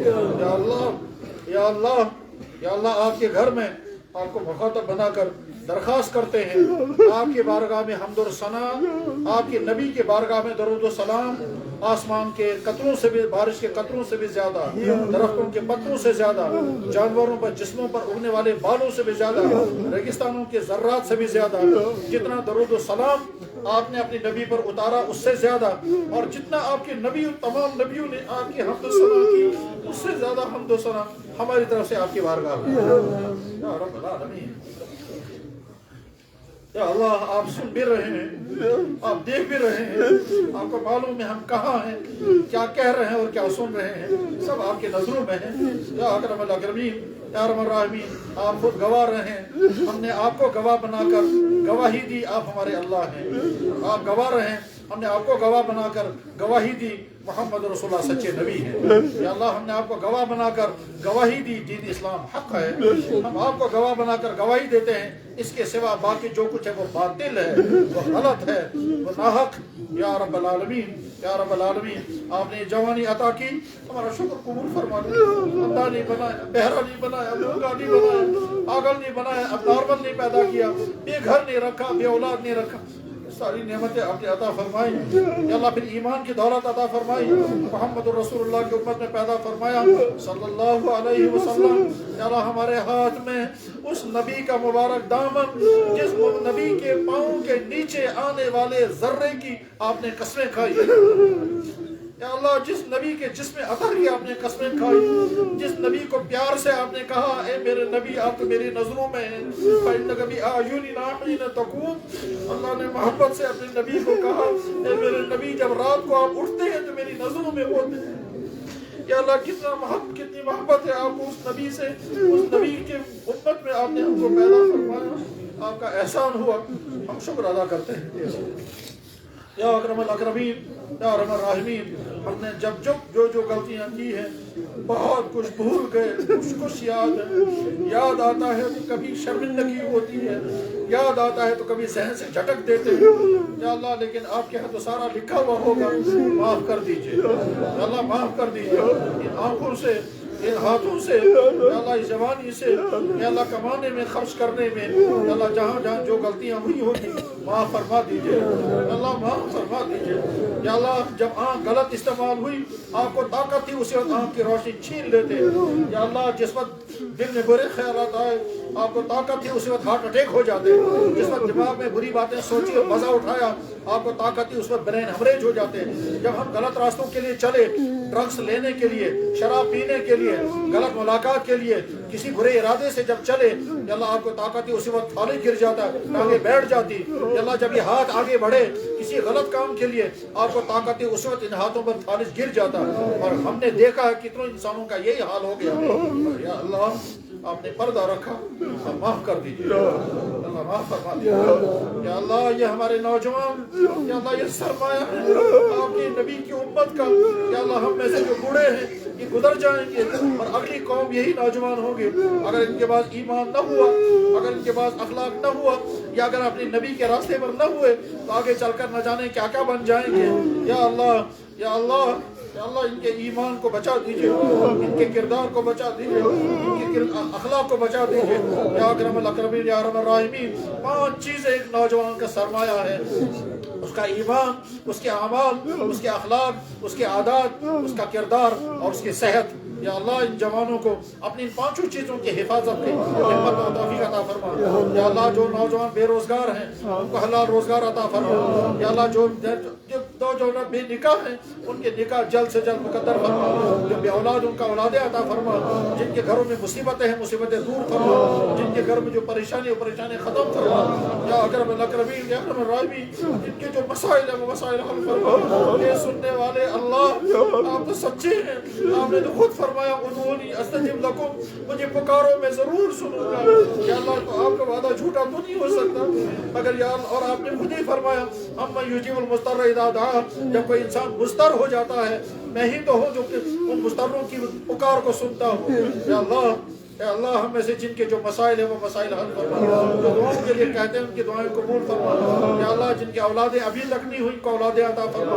جن کے نکاح ابھی تک نہیں ہوئے ان کے نکاح آسان فرما. جن کی تعلیم مکمل نہیں ان کی تعلیم مکمل کرا. جن کو روزگار نہیں ملا ان کو روزگار عطا فرما. یا اللہ جو دین سے ہٹ گئے ان کو دین پر کھڑا کر دے. یا اللہ جو ڈرگس میں پھنس گئے، جو غلط تعلقات میں پھنس گئے ہیں، یا اللہ جو بری عادتوں کا شکار ہو گئے، یا اللہ ان کو ان گندگیوں سے نکال کر پاک دامنی والا جوان بنا. یا اکرم الاکرمین یا ارحم الراحمین. یا اللہ اس کشمیر کا مستقبل کیا آنے والا یا اللہ آپ کے علم ہے. یا ذا الجود والکرم یا ذا الفضل والعطا.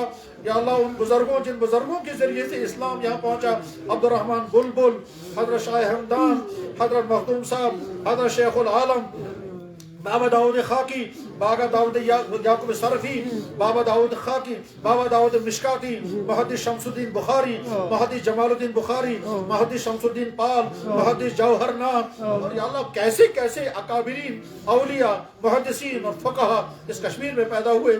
یا اللہ یہ اسلام ان کی میراث اور ان سے بڑھ کر یا اللہ یہ میراث ہے محمد رسول اللہ. یا اللہ ایسا نہ ہو ہمارے ہاتھ سے یہ چھن جائے، ایسا نہ ہو ہمارے ہاتھ سے یہ دولت چھن جائے. یا اللہ دنیا میں ایسے علاقے بھی ہیں جہاں ایمان ہمیشہ کے لیے ختم ہو گیا. ایسا نہ ہو اس کشمیر میں ایسے حالات آئیں. یا اکرم الاکرمین یا ارحم الراحمین یہاں کے لوگوں کو ہمت اور فکر عطا کریں، اپنی دین کی حفاظت کریں، اپنی نئی نسلوں پر ایمان پر جمائیں، اپنی نئی نسلوں کے لیے دین کی تعلیم اور دین کی دعوت اور تبلیغ کا انتظام کریں. چاہے معاشی طور پر یہ مشکلات کا شکار ہوں، چاہے سماجی طور پر طرح طرح کی الجھنوں کا شکار ہوں، مگر اپنے دین کے اعتبار سے مضبوط ہوں. ایسی فکر ان کو عطا فرما. یا اکرم الاکرمین ہم نے اپنا سب کچھ آپ کے حوالے کر دیا. یا اللہ یہاں جس خطرناک صورتحال کے اندازے کیے جاتے ہیں، یا اکرم الاکرمین یا ارحم الراحمین اس سے گلا کریں، اس کے سامنے روداد غم بیان کریں. یا اکرم الاکرمین آپ وہی اللہ ہیں، اللہ نے اپنے کعبے کی حفاظت طیران ابابیل سے کرائی. آپ وہی اللہ ہیں جن نے اپنے نبی کی حفاظت بکری کے جالے کے ذریعے کرائی. یا اللہ آپ اپنی اسی قدرت کا استعمال کر کے یا اللہ اس کشمیر کے دین کی حفاظت کی شکل میں اللہ فرما. ہم سب کی طرف سے درود و سلام در خدمت اقدس محمد رسول اللہ. یا اللہ ہمیں سے جن کے والدین زندہ ہیں ان کو صحت، تندرستی، عافیت، سکون و راحت اور اولادوں کو خدمتیں عطا فرما. جن کے والدین گزر گئے ان کی مغفرت فرما. یا اللہ جناب رسول اللہ صلی اللہ علیہ وسلم ورحمۃ للعالمین وخاتم النبیین وسید الاولین والآخرین، ان کی خدمت میں سوال کرنے والے نے سوال کیا یا رسول اللہ مختصر دعا یاد کرا دیجئے تاکہ تمام دعاؤں کے بدلے میں ایک ہی دعا پڑھو. یا اللہ ابو امامہ کو سلام جس صحابی نے یہ سوال کیا تاکہ رحمت والے نبی نے فرمایا ابو امامہ جب تم دعا کرو گے تو یہ کہنا میرے نبی نے جتنی دعائیں کی میرے حق میں وہ دعائیں قبول کی. ہم بھی درخواست کرتے ہیں ہمارے نبی نے جو دعائیں کی تھی وہ ہمارے حق میں قبول کی، اور ہم اپنی طرف سے نہیں آپ کے نبی کے سکھانے کی وجہ سے کہہ رہے ہیں. اللہ آخری درخواست، یا اللہ آخری درخواست، آپ کے نبی نے ایک مرتبہ کلمہ پڑھا اور کہا یا اللہ میں آپ کے حق میں وہی گواہی دیتا ہوں جو گواہی آپ نے خود اپنے بارے میں دی ہے. یا اللہ میں آپ کے حق میں وہی گواہی دیتا ہوں جو تمام فرشتوں نے آپ کے حق میں گواہی دی ہے. یا اللہ میں آپ کے حق میں وہی گواہی دیتا ہوں جو حاملین عرش اور اولو العلم نے آپ کے حق میں گواہی دی ہے.